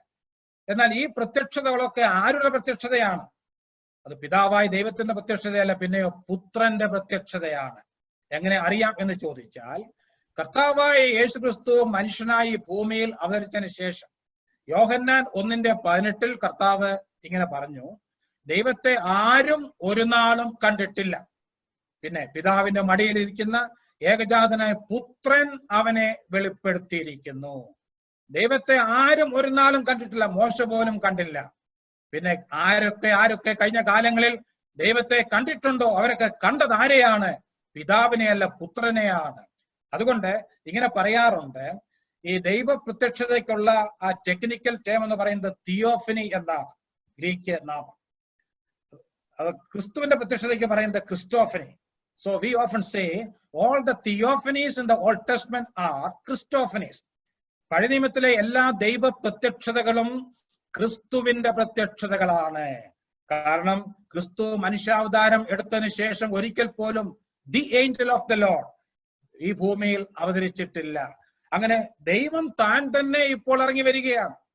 ശ്രദ്ധിക്കുക, ഒരു പ്രവാചകനെ അയച്ചു, പ്രവാചകന്റെ വാക്ക് അവർ കേൾക്കാഞ്ഞപ്പോൾ വേണമെങ്കിൽ ദൈവത്തിന് അവരെ ഉപേക്ഷിച്ച് കളയാമായിരുന്നു. എന്നാൽ അങ്ങനെ ചെയ്തില്ല. പ്രത്യുത താൻ തന്നെ മനുഷ്യനെ തേടി വരുന്നു. ഇവിടെ ഒരു മനുഷ്യനെ തേടി വരികയാണ്. ആരാണ് ആ ഒരു മനുഷ്യൻ? ഇവിടെ നാം വായിക്കുന്നു, അതിന്റെ 2-ാം ഭാഗം വായിക്കാം. 12-ാം ഭാഗം. അവന്റെ മകനായ ഗിദെയോൻ ഗോതമ്പ് മിദ്യാന്യരുടെ കയ്യിൽ പെടാതിരിക്കേണ്ടതിന് മുന്തിരിച്ചക്കിനരികെ വെച്ച് മരിക്കുകയായിരുന്നു. ഇവിടെയാണ് ഗിദെയോൻ എന്ന് പറയുന്ന നമ്മുടെ കഥാനായകൻ പ്രത്യക്ഷനാകുന്നത്. ഗിദെയോനെ തേടി വരുന്ന ദൈവം അല്ലെങ്കിൽ ദൈവദൂതൻ. ഗിദെയോൻ എന്താണ് ചെയ്യുന്നത്? ശത്രുക്കളെ പേടിച്ച് കോതമ്പ് മുന്തിരിച്ചക്കിനരികെ വെച്ച് മെതിക്കുകയായിരുന്നു.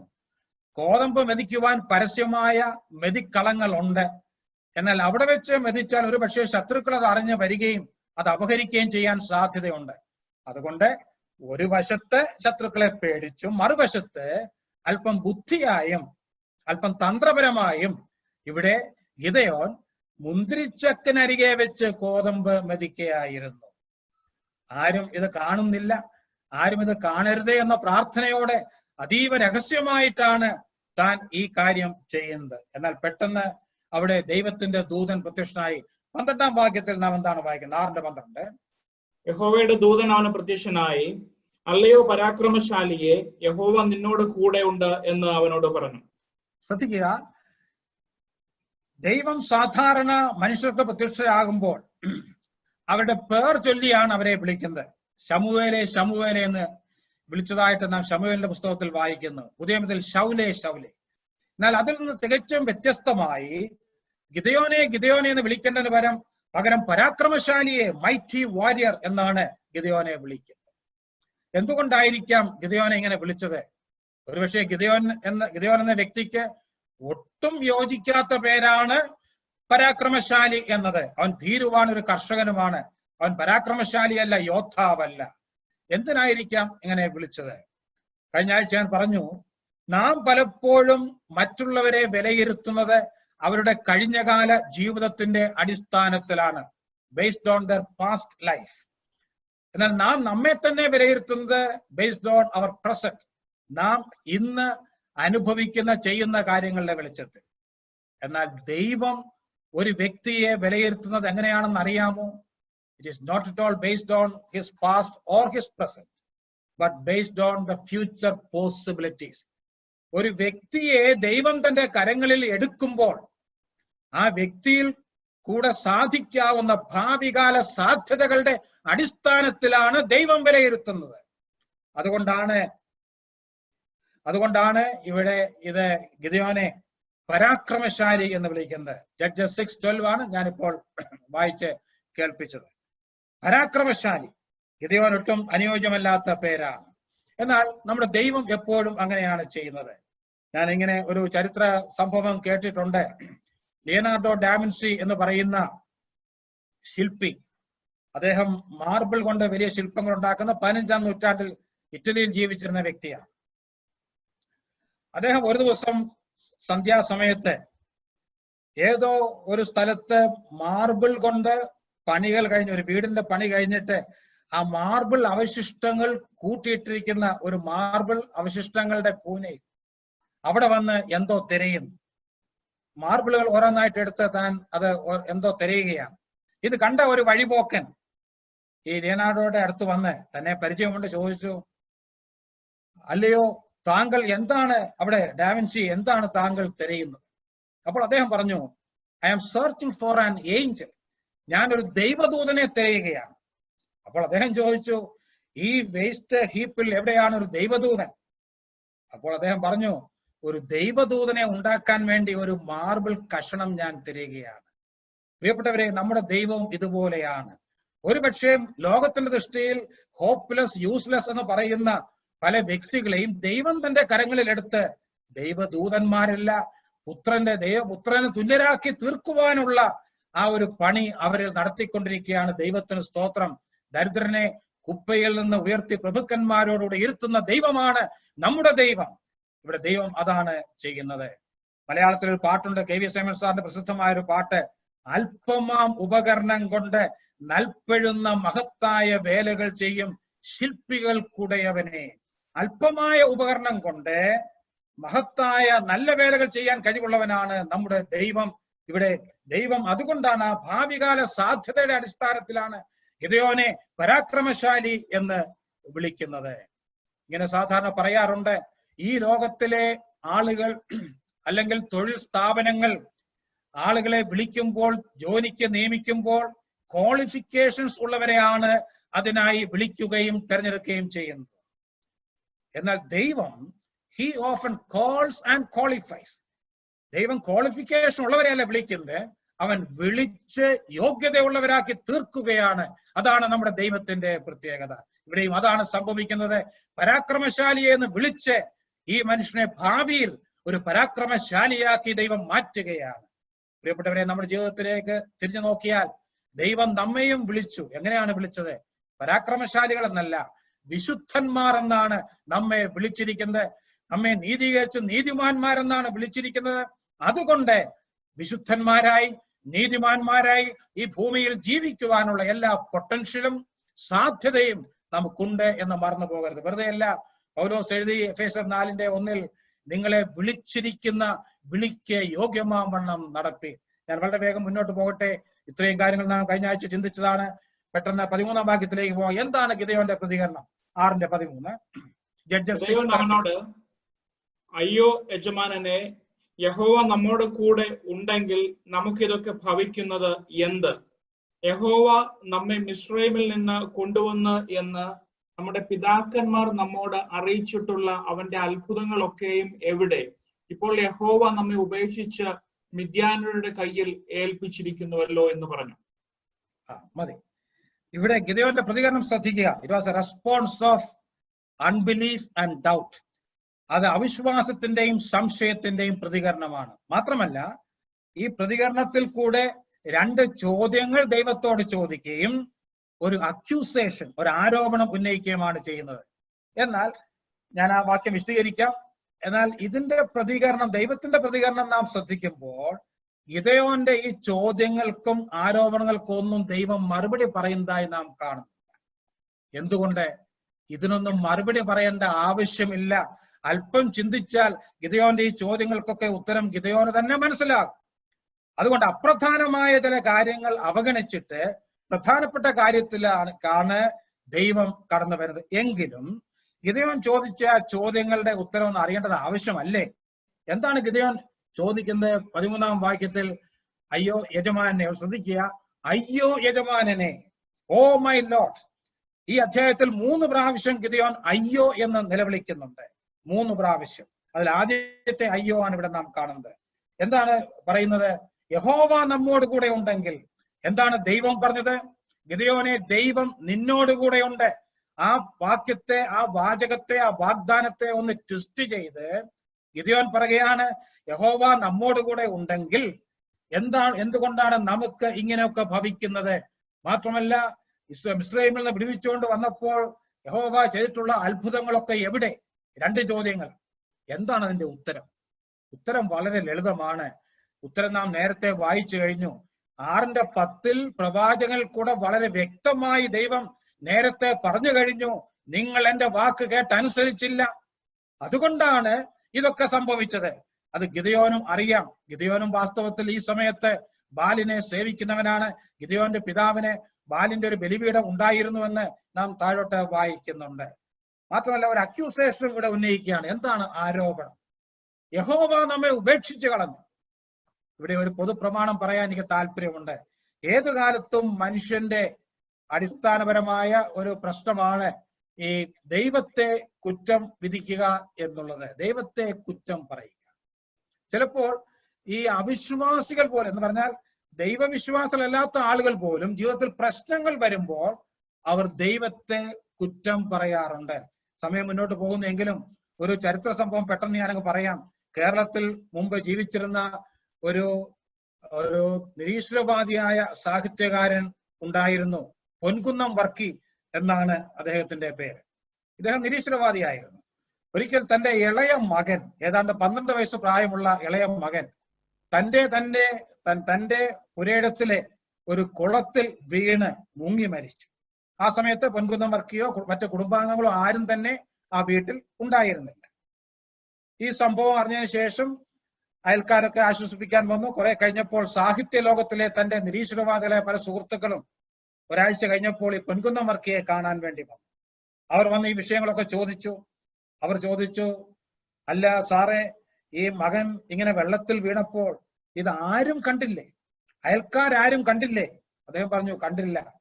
ഇത് മറ്റാരും ഈ വഴി ഇതുവഴി പോയ, ഇത് റോഡ് സൈഡിലാണല്ലോ ഈ വീട്, ഈ വഴി പോയ ആരും ഇത് കണ്ടില്ലേ? അപ്പോൾ അദ്ദേഹം പറഞ്ഞു, ഒരാൾ മാത്രം ഇത് കണ്ടു. അപ്പോൾ അവർ ചോദിച്ചു, ആ കണ്ടയാള് ഈ കുട്ടിയെ രക്ഷിക്കാൻ വേണ്ടി എന്തെങ്കിലും പരിശ്രമിച്ചോ? അദ്ദേഹം പറഞ്ഞു, ഇല്ല. ഇത് കേട്ടപ്പോൾ ഈ സുഹൃത്തുക്കൾ ചാടി എഴുന്നേറ്റു. അങ്ങനെയാണോ? എന്നാൽ നമുക്ക് പോയി ആളിനോടൊന്ന് ചോദിക്കണമല്ലോ. അപ്പോൾ പൊൻകുന്നം വർക്കി പറഞ്ഞു, നിങ്ങൾക്ക് അദ്ദേഹത്തോട് ചോദിക്കാൻ പറ്റുകയില്ല. അപ്പോൾ അവർ ചോദിച്ചു, ആരാണ് പിന്നെ കണ്ടത്? അദ്ദേഹം പറഞ്ഞു, ദൈവമാണ് കണ്ടത്. ശ്രദ്ധിക്കുക, നിരീശ്വരവാദിയായ വ്യക്തി, ദൈവം ഇല്ലെന്ന് പറയുന്ന വ്യക്തിയും തന്റെ ജീവിതത്തിൽ ഒരു അത്യാഹിതമുണ്ടായപ്പോൾ അതിന്റെ കുറ്റം ദൈവത്തിൽ ചാരുകയാണ്. ഇത് മനുഷ്യന്റെ അടിസ്ഥാനപരമായ ഒരു സ്വഭാവമാണ്. തങ്ങളുടെ ജീവിതത്തിലെ പ്രശ്നങ്ങൾക്ക് അത് മറ്റുള്ളവരിൽ പഴിചാരുക, അല്ലെങ്കിൽ ദൈവത്തെ പഴിചാരുക. ഇന്നും ഈ കൊറോണ കാലത്തും അതൊക്കെ അല്ലേ നാം പലപ്പോഴും കേൾക്കുന്നത്. നിരീശ്വരവാദികൾ പലപ്പോഴും ചോദിക്കാറുണ്ട് നമ്മോട്, എന്തുകൊണ്ട് ഇങ്ങനെയൊക്കെ സംഭവിക്കുന്നു? ദൈവം എവിടെ? ദൈവം ഇല്ലെന്ന് വിശ്വസിക്കുന്നവരും ഒരു ദുരിതം വരുമ്പോൾ, പ്രശ്നം വരുമ്പോൾ ദൈവത്തെ പഴിചാരും. ഏതാണ്ട് അതുപോലെയാണ് ഇവിടെ ഗിദെയോനും ചെയ്യുന്നത്. ദൈവം ഞങ്ങളെ ഉപേക്ഷിച്ചു കളഞ്ഞു. വാസ്തവത്തിൽ ദൈവമാണോ ഇസ്രയേലിനെ ഉപേക്ഷിച്ചത്? ദൈവം ഇസ്രയേലിനെ ഉപേക്ഷിച്ചിട്ടുണ്ടോ? ന്യായമായ ചോദ്യം. ഞാൻ ഇങ്ങനെ പറയട്ടെ, ദൈവം ഒരിക്കലും തന്റെ ജനത്തെ ഉപേക്ഷിക്കുകയില്ല. ഉപേക്ഷിച്ചിട്ടുമില്ല. എങ്ങനെ അറിയാം? അനേകം വാക്യങ്ങളുണ്ട്, കുറിച്ചാൽ മതി, എടുത്ത് വായിപ്പിക്കുന്നില്ല. ആവർത്തന പുസ്തകം 31:6-8, അത് എബ്രായ ലേഖനം 13:5 ഉദ്ധരിച്ചിട്ടുണ്ട്. എബ്രായ ലേഖനകാരൻ, ഞാൻ നിന്നെ ഒരു നാളും കൈവിടുകയില്ല, ഉപേക്ഷിക്കുകയുമില്ല എന്ന് അവൻ തന്നെ അരുളി ചെയ്തിട്ടുണ്ടല്ലോ. ആരാണ് അവൻ? ദൈവം. മാത്രമല്ല, ഈ ആശയം യോഹന്നാൻ 6:37 കർത്താവ് തന്നെ പറഞ്ഞു, എന്റെ അടുക്കൽ വരുന്നവനെ ഞാൻ ഒരു നാളും തള്ളിക്കളയുകയില്ല. ദൈവം ഒരിക്കലും ദൈവജനത്തെ ഉപേക്ഷിക്കുകയില്ല. പിന്നെ എന്താണ് സംഭവിക്കുന്നത്? ഇതേ അധ്യായമല്ല, ഇതേ പുസ്തകത്തിന്റെ 2-ാം അധ്യായം 12-ാം വാക്യം കുറിച്ചാൽ മതി. അത് നിങ്ങൾ വായിച്ചുകൊള്ളണം. ഞാൻ വായിപ്പിക്കാൻ എനിക്ക് സമയമില്ലാത്തതുകൊണ്ട് വായിപ്പിക്കുന്നില്ല. അവിടെ നാം വ്യക്തമായി വായിക്കുന്നു, ഇസ്രായേൽ മക്കൾ ബാലിനെ സേവിച്ചു, അവർ യഹോവയെ ഉപേക്ഷിച്ചു കളഞ്ഞുവെന്ന് വ്യക്തമായി അവിടെ എഴുതിയിട്ടുണ്ട്. 2:12. ഇസ്രായേൽ മക്കൾ യഹോവയെ ഉപേക്ഷിച്ചു പോയി. ഇസ്രായേൽ മക്കൾ ദേവന്മാരുടെ പിന്നാലെ പോയി. അതാണ് സംഭവിച്ചത്. എന്നാൽ അങ്ങനെ യഹോവയെ ഉപേക്ഷിച്ചു പോയപ്പോൾ അവർക്ക് അനുഭവവശത്ത് ദൈവം അവരെ ഉപേക്ഷിച്ചതുപോലെ തോന്നി എന്ന് മാത്രമേ ഉള്ളൂ. ഇന്നും ഇതാണ് സംഭവിക്കുന്നത്. പലപ്പോഴും നാം പിന്മാറിപ്പോകുമ്പോൾ, ദൈവത്തെ ഉപേക്ഷിച്ചു പോകുമ്പോൾ നമുക്ക് തോന്നും ദൈവം നമ്മെ ഉപേക്ഷിച്ച് കളഞ്ഞു. എന്നാൽ പ്രിയപ്പെട്ടവരെ, ദൈവമല്ല ഉപേക്ഷിക്കുന്നത്, നാം ദൈവത്തെ ഉപേക്ഷിച്ച് ദൈവത്തിൽ നിന്ന് അകന്ന് പോവുകയാണ്. ഞാൻ 13-ാം വാക്യത്തിന്റെ വിശദീകരണമാണ് പറഞ്ഞത്. 14-ാം വാക്യത്തിലേക്ക് വരുമ്പോൾ ദൈവത്തിന്റെ പ്രതികരണം, ഹൗ ഗ്രേഷ്യസ്ലി ഹി റിപ്ലൈസ്. എത്രയോ കൃപയോടുകൂടിയാണ് ദൈവം റെസ്പോണ്ട് ചെയ്യുന്നത്, പ്രതികരിക്കുന്നത്. ജഡ്ജസ് 6:14 വായിക്കാം. അപ്പോൾ യഹോവ അവനെ നോക്കി, നിന്റെ ഈ ബലത്തോടെ പോകുക, നീ ഇസ്രായേലിനെ മിദ്യാന്യരുടെ കയ്യിൽ നിന്ന് രക്ഷിക്കും, ഞാനല്ലയോ നിന്നെ അയക്കുന്നത് എന്ന് പറഞ്ഞു. ശ്രദ്ധിക്കുക, ഇവിടെയാണ് ദൈവം ഗിദെയോനെ കമ്മീഷൻ ചെയ്യുന്നത്, ഗിദെയോനെ ആ ദൗത്യം ഭരമേൽപ്പിക്കുന്നത്. നിന്റെ ഈ ബലത്തോടെ പോക. ഏതു ബലം? പുതുതായിട്ട് ബലമൊന്നും കൊടുത്തിട്ടില്ല. നിനക്ക് ഇപ്പോഴുള്ള ബലം, അല്ലെങ്കിൽ നിന്റെ ഈ ബലഹീനതയോടെ, ഈ ഭീരുത്വത്തോടെ നീ പോക, ഞാനല്ലയോ നിന്നെ അയക്കുന്നത്. ദൈവം നമ്മിൽ നിന്ന് ആവശ്യപ്പെടുന്നത് നമുക്ക് ഇല്ലാത്ത ഒന്നും അല്ല, പിന്നെയോ നമുക്കുള്ളതിനെ ദൈവത്തിന് സമർപ്പിക്കുവാനാണ് ഏത് കാലത്തും ആവശ്യപ്പെടുന്നത്. പുതിയത്തിലേക്ക് വരുമ്പോൾ നാം സാധാരണ പറയുന്ന ഉദാഹരണമാണ് 5 അപ്പവും 2 മീനും, ആ ബാലന്റെ 5 അപ്പവും 2 മീനും. ശിഷ്യന്മാർ പറഞ്ഞു, ഒരു 5 അപ്പവും 2 മീനും മാത്രം ഞങ്ങളുടെ കൈവശമുണ്ട്. മത്തായി 14:17-18. കർത്താവ് പറഞ്ഞു, അത് ഇവിടെ കൊണ്ടുവരിക. 5 അപ്പവും 2 മീനേ ഉള്ളെങ്കിലും കർത്താവിനത് പ്രശ്നമല്ല, അത് ഇങ്ങ് തരിക. അത് കർത്താവിന്റെ കരങ്ങളിൽ കൊടുത്തപ്പോൾ കർത്താവ് ദൈവത്തെ വാഴ്ത്തി അത് വിഭജിച്ച് അതിനെ മൾട്ടിപ്ലൈ ചെയ്ത് 5000-ലധികം വരുന്ന വലിയ പുരുഷാരത്തെ പോഷിപ്പിച്ചതായിട്ട് നാം കാണുന്നു. ഇവിടെയും ഗിദെയോനോട് അതാണ് പറയുന്നത്, നിന്റെ ഈ ബലം മതി, അത് എനിക്ക് വിട്ടു തരിക, ഞാനാണ് നിന്നെ അയക്കുന്നത്. മാത്രമല്ല 6:12 പിന്നെ 16 നാം വായിക്കുന്നുണ്ട്, ഞാൻ നിന്നോട് കൂടെ ഇരിക്കും. ദൈവത്തിന് സ്തോത്രം. എന്താണ് ഗിദെയോന് സംഭവിക്കാൻ പോകുന്ന ഈ ബലത്തിന്റെ ശക്തി, അല്ലെങ്കിൽ ഗിദെയോന്റെ ബലത്തിന്റെ രഹസ്യം എന്താണ്? ദൈവം പറയുകയാണ്, എന്റെ സാന്നിധ്യം, my presence is sufficient for you. എന്റെ ആ സാന്നിധ്യം നിനക്ക് മതിയായതാണ്. ദൈവിക സാന്നിധ്യമാണ് ദൈവദാസന്മാർക്ക്, ദൈവഭൃത്യന്മാർക്ക് ബലം നൽകുന്നത്. മോശെ ഈ സത്യം നന്നായി ഗ്രഹിച്ച വ്യക്തിയാണ്. പുറപ്പാട് പുസ്തകം 31:15 നാം വായിക്കുന്ന മോശയുടെ പ്രാർത്ഥനയാണ്, തിരു സാന്നിധ്യം ഞങ്ങളോടുകൂടെ പോരുന്നില്ലെങ്കിൽ ഞങ്ങളെ ഇവിടെ നിന്ന് പുറപ്പെടുവിക്കരുതേ. ഉദയത്തിലേക്ക് വരുമ്പോഴും പല വാക്യങ്ങളുണ്ട്. 2 Corinthians 3:5 പൗലോസ് എഴുതുന്നു, അവർ സഫിഷ്യൻസി ഈസ് ഓഫ് ഗോഡ്, ഞങ്ങളുടെ പ്രാപ്തി ദൈവത്തിന്റെ ദാനമത്രയാകുന്നു. ഫിലിപ്പിയർ 4:13 I can do all things through Christ who strengthens me, എന്നെ ശക്തനാക്കുന്നവൻ മുഖാന്തരം ഞാൻ സകലത്തിനും മതിയാകുന്നു. പ്രിയപ്പെട്ടവരെ, നമുക്ക് നമ്മിൽ തന്നെ യാതൊരു പ്രാപ്തിയുമില്ല, നമുക്ക് നമ്മിൽ തന്നെ ശക്തിയില്ല. എന്നാൽ ദൈവത്തിന്റെ വാക്ക് കേട്ട് ആ കൽപ്പന അനുസരിക്കുമ്പോൾ ദൈവത്തിന്റെ അമിതമായ ശക്തി വിശ്വാസത്താൽ നമ്മിൽ കൂടെ വ്യാപരിക്കും. ദൈവത്തിന് സ്തോത്രം. അതുകൊണ്ടാണ് പറയുന്നത്, നിന്റെ ഈ ബലത്തോട് പോക, ഞാനല്ലോ നിന്നെ അയക്കുന്നത്. God's calling is his commissioning എന്ന് പറയാറുണ്ട്. ദൈവത്തിന്റെ വിളി തന്നെയാണ് നിയമനം. മാത്രമല്ല, God's commandments are his enablements. ദൈവത്തിന്റെ കൽപ്പനകൾ തന്നെയാണ് അത് പ്രവർത്തിക്കാനുള്ള ശക്തിയും പ്രദാനം ചെയ്യുന്നത്. ഉദാഹരണം ഒന്നും പറയാൻ സമയമില്ല. 15-ാം വാക്യത്തിലേക്ക് പോകാം. There we see a great confession of Gideon. Judges 6:15. അവൻ അവനോട്, അയ്യോ കർത്താവേ, ഞാൻ ഇസ്രായേലിനെ എങ്ങനെ രക്ഷിക്കും? മനശ്ശെയിൽ എന്റെ കുലം എളിയതും എന്റെ കുടുംബത്തിൽ വെച്ച് ഞാൻ ചെറിയവനും അല്ലോ എന്ന് പറഞ്ഞു. മതി. ഇവിടെ വളരെ മഹത്തായ ഒരു ഏറ്റുപറച്ചിലാണ്, അല്ലെങ്കിൽ ഒരു സാക്ഷ്യം പറച്ചിലാണ് ഗിദെയോൻ നടത്തുന്നത്. എന്നാൽ അതിന്റെ പിന്നിൽ ഒരു എക്സ്ക്യൂസും ഉണ്ട്. ദൈവത്തിന്റെ ആ നിയോഗം ഏറ്റെടുക്കുവാനുള്ള മനസ്സില്ലായ്മയിൽ നിന്നാണ് താനിത് പറയുന്നത് ഒരു വശത്ത്. മറുവശത്ത് ഇവിടെ തന്റെ വിനയവും വെളിപ്പെടുന്നു. എന്താണ് താൻ പറയുന്നതിന്റെ താല്പര്യം? ഇവിടെ അയ്യോ കർത്താവേ എന്നാണ് നാം വിളിക്കുന്നത്. അയ്യോ കർത്താവേ. ശ്രദ്ധിക്കണം, 13-ാം വാക്യത്തിൽ അയ്യോ യജമാനനെ എന്ന് പറഞ്ഞിട്ട് ഇവിടെ 15-ാം വാക്യത്തിൽ അയ്യോ കർത്താവേ. മൂലഭാഷയിൽ രണ്ടും അല്പം വ്യത്യാസമുള്ള വാക്കുകളാണ്. ഒന്ന് അഡോണി എന്ന വാക്കാണ് 13-ാം വാക്യത്തിൽ ഉപയോഗിച്ചിരിക്കുന്നത്. ഇവിടെ അഡോണായി. അഡോണി എന്ന് പറഞ്ഞാൽ ബഹുമാനം അർഹിക്കുന്ന ഏത് മനുഷ്യനെയും വിളിക്കാൻ പറ്റിയ ഒരു പദമാണ്. സർ എന്ന് വിളിക്കുന്നത് പോലെ മാത്രമേ. എന്നാൽ അഡോണായി എന്ന പദം ദൈവത്തെ അഭിസംബോധന ചെയ്യാൻ യഹൂദന്മാർ ഉപയോഗിച്ചിരുന്ന പദമാണ്. ഒരു പക്ഷേ ഇത്രയും ആയപ്പോൾ ഈ പ്രത്യക്ഷനായ വ്യക്തി ദൈവം തന്നെ ആണോ എന്നൊരു ചെറിയ സംശയം ഗിദെയോന്റെ മനസ്സിൽ ഉണ്ടായി. അതുകൊണ്ടാണ് അഡോണായി എന്ന് വിളിക്കുന്നത്. അയ്യോ കർത്താവേ. എന്താണ് പറയുന്നത്? മനുഷ്യയിൽ എന്റെ കുലം എളിയതും എന്റെ കുടുംബത്തിൽ വെച്ച് ഞാൻ ചെറിയവനും അല്ലോ എന്ന് പറഞ്ഞു. ഇംഗ്ലീഷ് നോക്കിയാൽ my clan is the weakest. അവിടെ ആ വീക്കസ്റ്റ് എന്ന് പറഞ്ഞാൽ അംഗസംഖ്യ കുറഞ്ഞ ഒരു കുലമാണ്, കുടുംബമാണെന്നുള്ള അർത്ഥത്തിലാണ്. And I am the least. എന്റെ കുടുംബത്തിൽ വലിയ പ്രാധാന്യമൊന്നുമില്ലാത്ത വ്യക്തിയാണ് ഞാൻ എന്നാണ് ഇവിടെ ഗിദെയോൻ പറയുന്നത്. ഒരർത്ഥത്തിൽ ശരിയാണ്. ഗിദെയോൻ മനുഷ്യ ഗോത്രക്കാരനാണ്. നമുക്കറിയാം, ലേവി ഗോത്രം, യഹൂദ ഗോത്രം, ഇതൊക്കെ പ്രമുഖമായ ഗോത്രങ്ങളാണ്. മനുഷ്യ അത്ര പ്രമുഖമായ ഒരു ഗോത്രമല്ല. അതുകൊണ്ട് ഒരർത്ഥത്തിൽ അവൻ പറയുന്നത് ശരിയാണ്. എന്നാൽ ഇവിടെ നമുക്ക് ഗിദെയോന് പഠിക്കാൻ കഴിയുന്ന ഒരു നല്ല പാഠം ഗിദെയോന്റെ വിനയമാണ് നാം കാണുന്നത്. വാസ്തവത്തിൽ ഈ വിനയം തന്റെ ജീവിതാന്ത്യം വരെ താൻ നിലനിർത്തി പോന്നു എന്നുള്ളതും വളരെ ശ്രദ്ധേയമാണ്. സമയം കിട്ടുമ്പോൾ വായിക്കണം ന്യായാധിപന്മാരുടെ പുസ്തകം, ജഡ്ജസ് 8:22-23. പിൽക്കാലത്ത് ഇസ്രായേൽ മക്കൾ തന്നെ രാജാവാക്കാൻ വന്നപ്പോൾ എന്താണ് ഗിദെയോൻ പറയുന്നത്? ഞാൻ രാജാവാകയില്ല, എന്റെ മകനും ആകയില്ല, യഹോവയത്രേ നിങ്ങളുടെ രാജാവ്. ഈ വിനയം. നമുക്കറിയാം, ദൈവം ഒരു വ്യക്തിയെ തന്റെ ദൗത്യത്തിന് വേണ്ടി വിളിക്കുന്നത് തന്റെ പരമാധികാരത്തിൽപ്പെട്ട കാര്യമാണ്. ഇത് കൃപയാൽ ചെയ്യുന്നതാണ്. പക്ഷേ ഒരു മാനുഷിക കാഴ്ചപ്പാടിൽ നാം നോക്കുമ്പോൾ എന്തെങ്കിലും ഒരു നല്ല ഗുണം ദൈവം വിളിക്കപ്പെട്ട വ്യക്തികൾക്ക് കാണും. ഇവിടെ ഗിദെയോന്റെ കാര്യത്തിൽ ഞാൻ ചിന്തിക്കുന്നത് ഗിദെയോന്റെ ഈ വിനയമായിരിക്കാം.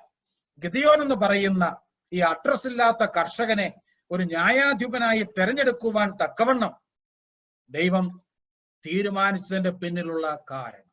ഏതായാലും ഒരു നല്ല ഗുണമാണ് ഇവിടെ നാം ഗിദെയോനിൽ നിന്ന് കാണുന്നത്.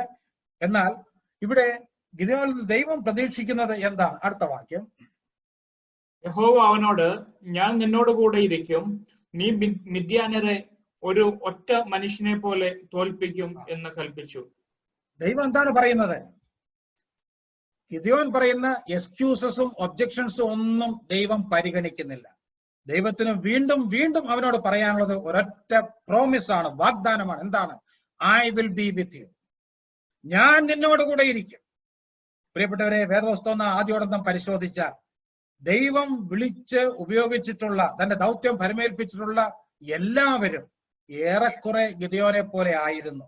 അവരെല്ലാവരും ആ ദൗത്യം ഏറ്റെടുക്കുവാൻ മടിയുള്ളവരായിരുന്നു, ഭീരുക്കളായിരുന്നു, അല്പവിശ്വാസികളായിരുന്നു. അവരോടെല്ലാം ആവർത്തിച്ച് ദൈവം പറഞ്ഞിട്ടുള്ളത് ഈ ഒരു വാഗ്ദാനം മാത്രമാണ്. ഏതു വാഗ്ദാനം? I will be with you. ഇത് അതുപോലെയോ അതിന് തത്തുല്യമായ വാഗ്ദാനങ്ങളോ അബ്രഹാം മുതൽ ഇങ്ങോട്ട് നോക്കിയാൽ എല്ലാ ഭക്തന്മാരുടെയും ജീവിതത്തിൽ കാണാൻ സാധിക്കും. ഞാൻ നിന്നോട് കൂടെ ഇരിക്കും. ഉദയത്തിലേക്ക് വരുമ്പോൾ നമുക്കറിയാം, നമ്മുടെ കർത്താവിന്റെ പേര് ഇമ്മാനുവേൽ എന്നാണ്. അർത്ഥം എന്താണ്? ദൈവം നമ്മോട് കൂടെ. മത്തായി 28:20 തന്റെ അന്തിമ നിയോഗം കൊടുക്കുമ്പോൾ കർത്താവ് പറഞ്ഞു, ഞാനോ ലോകാവസാനത്തോളം എല്ലാ നാളും നിങ്ങളോട് കൂടെ ഉണ്ട്. ദൈവത്തിന് ഈ ഒരു വാഗ്ദാനമാണ് ഇന്ന് ജീവിക്കുന്ന നമുക്കും നൽകുവാനുള്ളത്. ദൈവം നമ്മോട് കൂടെ ഉണ്ട്. അങ്ങനെയാണെങ്കിൽ ആ ശക്തി നമുക്ക് അവകാശപ്പെടാൻ സാധിക്കും. എങ്ങനെ? By faith. വാസ്തവത്തിൽ വിശ്വാസം എന്ന് പറയുന്നത് ദൈവിക ശക്തി പ്രാപിക്കുവാനുള്ള ദൈവം വെച്ചിരിക്കുന്ന ഏക മാർഗമാണ്. ഒരു വളരെ സിമ്പിൾ ആയിട്ടുള്ള ദൃഷ്ടാന്തം പറഞ്ഞാൽ നമുക്കറിയാം, ഈ ഇലക്ട്രിക്കൽ ഗാഡ്ജറ്റ്സ് ഒക്കെ നാം ഉപയോഗിക്കുന്നവരാണ്. ആ ഒരു ഫ്രിഡ്ജോ അല്ലെങ്കിൽ വാഷിംഗ് മെഷീനോ ഒക്കെ വാങ്ങിച്ചു കഴിഞ്ഞാൽ അത് പ്രവർത്തിക്കണമെങ്കിൽ എന്ത് ചെയ്യണം? അതിന്റെ പ്ലഗ് ഒരു പവർ സോഴ്സുമായിട്ട് ബന്ധിപ്പിക്കണം. ഒരു പവർ സോഴ്സുമായി ബന്ധിപ്പിക്കുമ്പോഴാണ് ആ ഇലക്ട്രിക്കൽ പവർ ഇതിലേക്ക് പ്രവഹിക്കുന്നതും ആ മെഷീൻ വർക്ക് ചെയ്യുന്നതും. എന്ന് പറഞ്ഞതുപോലെ നമുക്ക് ദൈവവുമായി ബന്ധപ്പെടുവാൻ ദൈവം വെച്ചിരിക്കുന്ന ഏക മാർഗമാണ് വിശ്വാസം. Faith is the ability to see the invisible and do the impossible എന്ന് പറയാറുണ്ട്. അദൃശ്യമായ കാര്യങ്ങൾ കാണുവാനും അസാധ്യമായ കാര്യങ്ങൾ ചെയ്യുവാനുമുള്ള ശക്തിയാണ് വിശ്വാസം. ഇന്ന് വിശ്വാസത്താൽ ദൈവവുമായി നാം ബന്ധപ്പെടണം. അങ്ങനെ ദൈവത്തിന്റെ ആ അദൃശ്യമായ ആ വലിയ ശക്തി, അത്യന്ത ശക്തി നമ്മിൽ കൂടെ വ്യാപരിക്കുമ്പോൾ മാത്രമേ ദൈവം ഉദ്ദേശിക്കുന്ന കാര്യങ്ങൾ നിറവേറ്റുവാൻ എനിക്കും നിങ്ങൾക്കും ഇന്ന് കഴിയുകയുള്ളൂ. അതാണ് ദൈവം ഗിദെയോനിൽ നിന്ന് പ്രതീക്ഷിച്ചത്. അതുകൊണ്ടാണ് വീണ്ടും പറയുന്നത്, നീ മിദ്യാന്യരെ ഒരൊറ്റ മനുഷ്യനെ പോലെ തോൽപ്പിക്കുക. അത്ര സിമ്പിൾ ആയിട്ട് അത് ചെയ്യും. കാരണം ഞാനാണ് നിന്നെ അയക്കുന്നത്, ഞാൻ നിന്നോട് കൂടെ ഉണ്ട്. ശരി, ഇത്രയും പറഞ്ഞപ്പോൾ ഗിദെയോന്റെ പ്രതികരണം എന്തായിരുന്നു?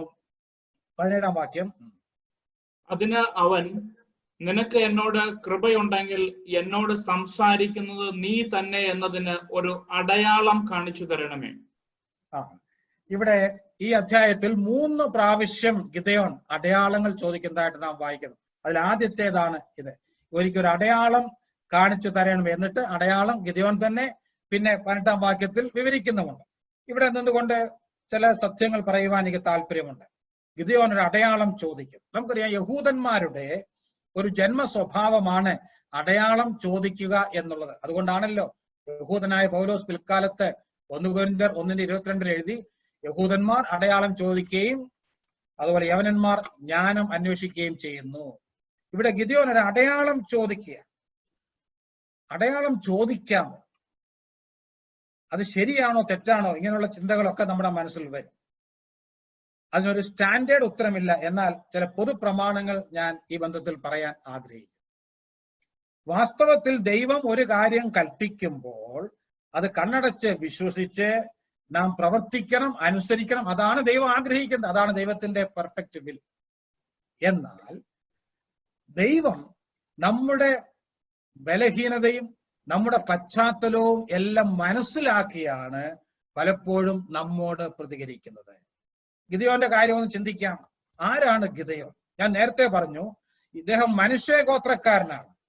ശ്രേഷ്ഠമായ ഗോത്രത്തിൽ ഒന്നും പറഞ്ഞവനല്ല. മാത്രമല്ല, താഴോട്ട് വായിക്കുമ്പോൾ അറിയാം, ഈ സമയത്ത് ബാലിനെ സേവിക്കുന്ന, ബാലിന്റെ ബലിപീഠം വീട്ടിലുള്ള യോവാശിന്റെ മകനാണ് ഗിദെയോൻ.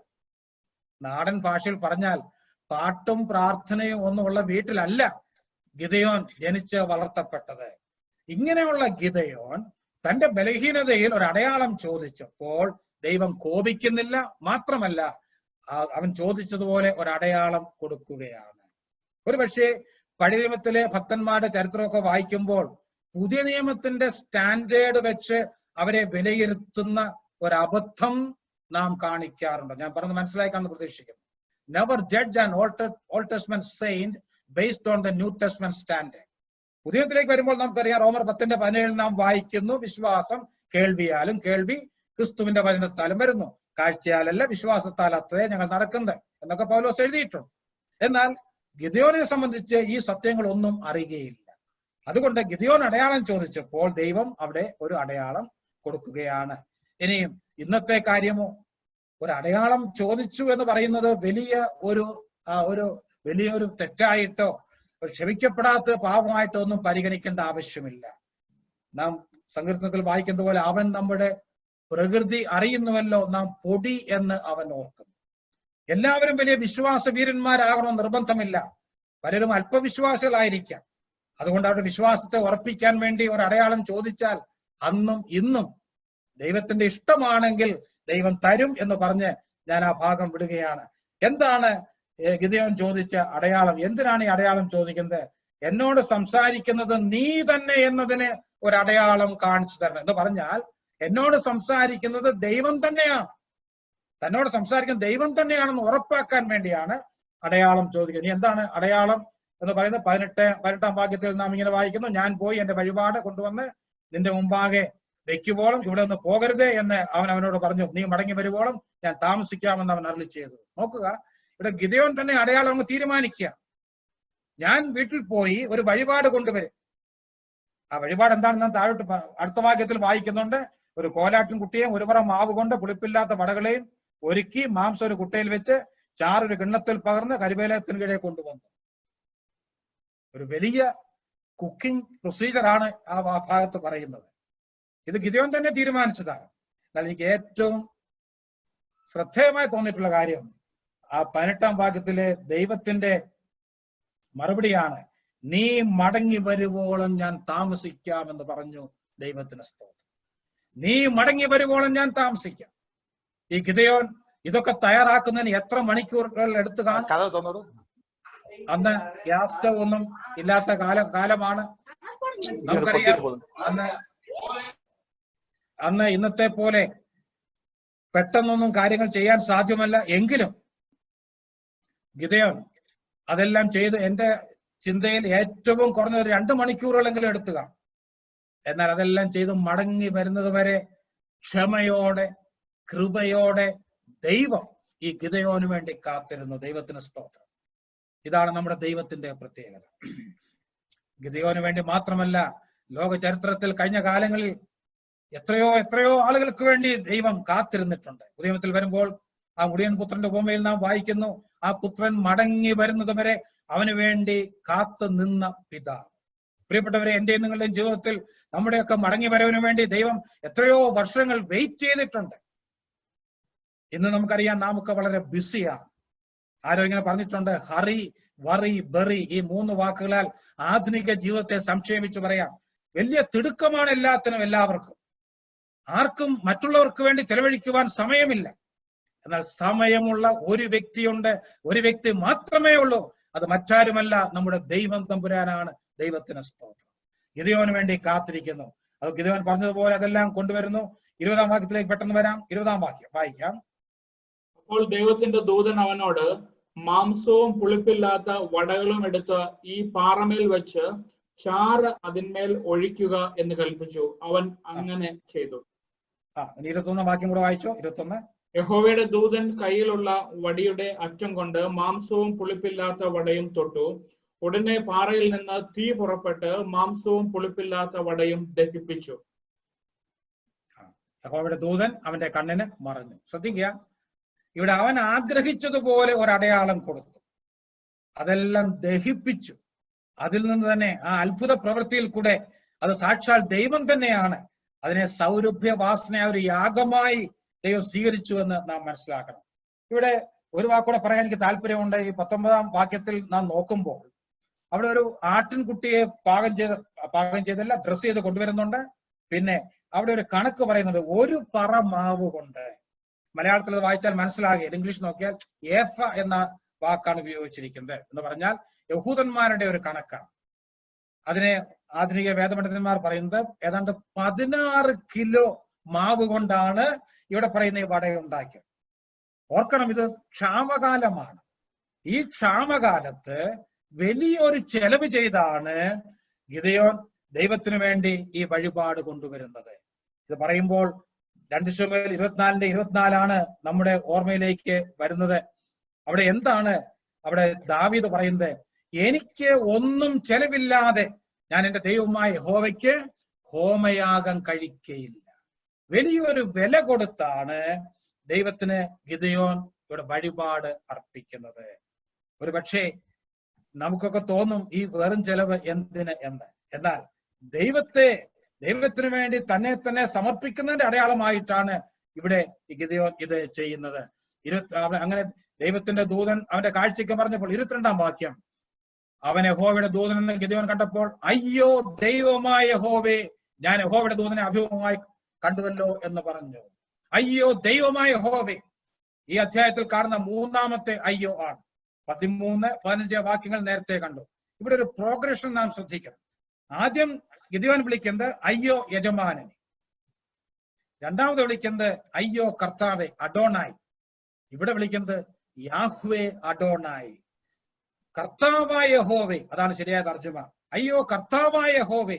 ഗിദെയോന് മനസ്സിലായി ഇത് കേവലം ഒരു മനുഷ്യനല്ല, കേവലം ഒരു ദൂതനല്ല, സാക്ഷാൽ യഹോവ തന്നെയാണ്. അയ്യോ കർത്താവായ യഹോവേ, ഞാൻ യഹോവയെ അഭിമുഖമായി കണ്ടുവല്ലോ എന്ന് പറഞ്ഞു. മാത്രമല്ല ഇവിടെ എഴുതിയിട്ടില്ലെങ്കിലും ഗിദെയോൻ പേടിച്ചു. കാരണം ദൈവത്തെ മുഖാമുഖമായി കണ്ടാൽ ജീവിക്കയില്ല എന്ന് പുറപ്പാട് 33:20 അനുസരിച്ച് ഗിദെയോൻ അറിയാം. അതുകൊണ്ട് താൻ ഭയപ്പെട്ടു, താൻ മരിച്ചു പോകുമോ എന്ന്. അങ്ങനെ അവന്റെ കണ്ണിന് മറഞ്ഞുവെങ്കിലും 21-ാം വാക്യം വായിക്കാം. 23, 24 ഒരുമിച്ച് വായിക്കാം.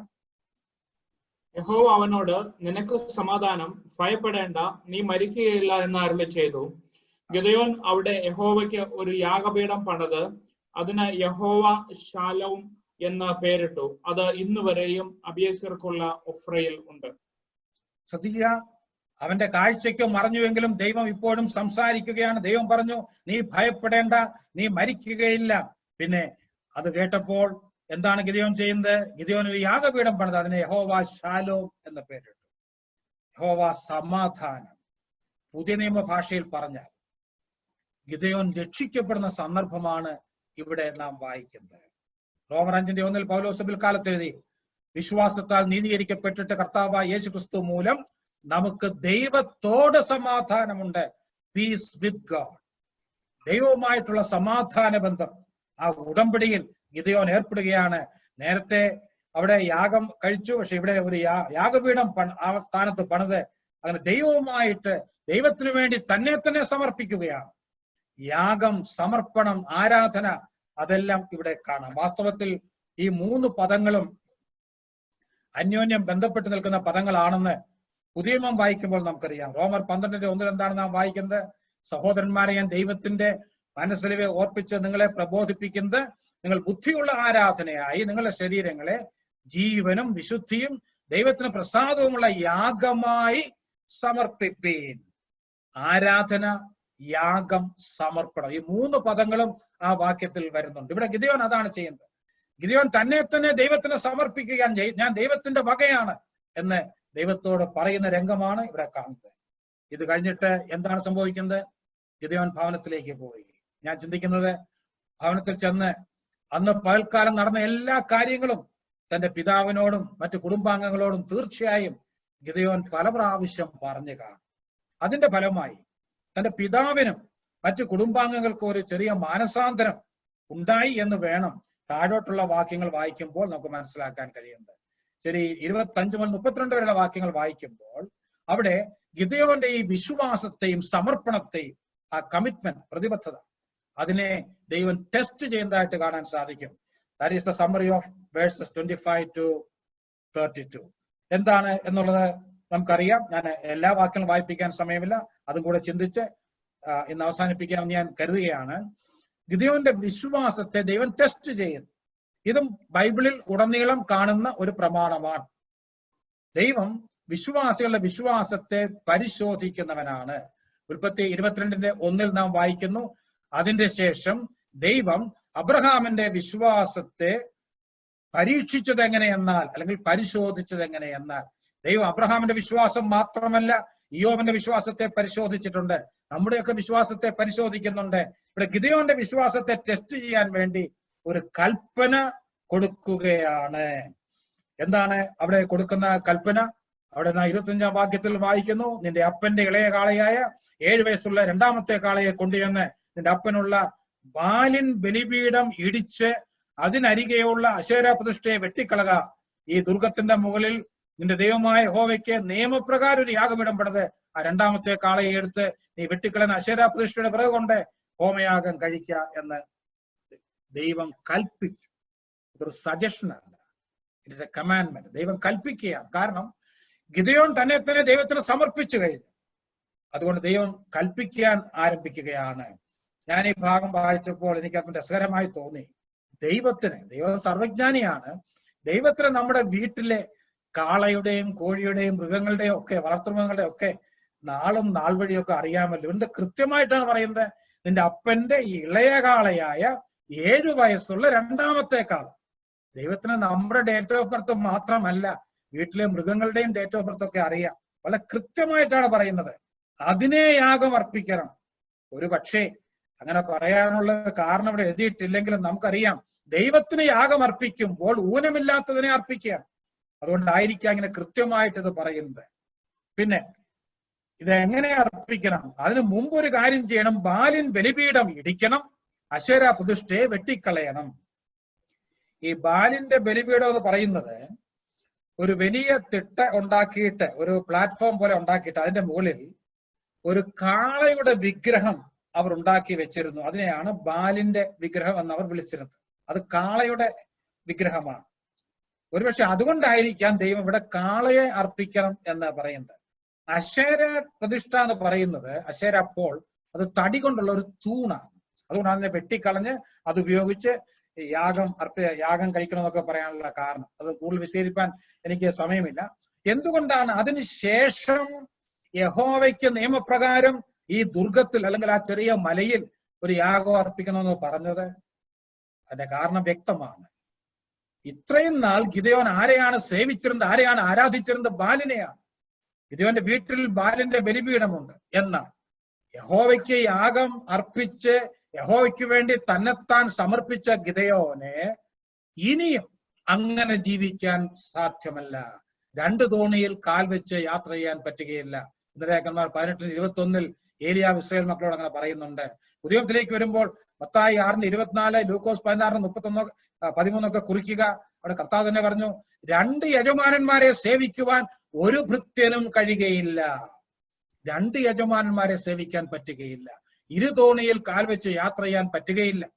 അതുകൊണ്ട് നീ എന്നെയാണ് സേവിക്കാൻ തീരുമാനിച്ചിട്ടുള്ളതെങ്കിൽ ആദ്യം ബാലിന്റെ ബലിപീഠം ഇടിച്ചു കളയണം, അശേര പ്രതിഷ്ഠയെ വെട്ടിക്കളയണം. എന്നിട്ട് വേണം എനിക്ക് വേണ്ടി നിയമപ്രകാരം ഒരു യാഗപീഠം ഉണ്ടാക്കി ഈ കാളയെ അർപ്പിക്കണം. അതുകൊണ്ടാണ് അങ്ങനെ ദൈവം പറഞ്ഞത് എന്ന് നമുക്ക് മനസ്സിലാക്കാൻ കഴിയും. ശരി, ഇനി ആ 27-ാം വാക്യം ഒന്ന് വായിക്കും. 27-ാം വാക്യം. ഗിദെയോൻ തന്റെ വേലക്കാരിൽ 10 പേരെ കൂട്ടി യഹോവ തന്നോട് കൽപ്പിച്ചതുപോലെ ചെയ്തു.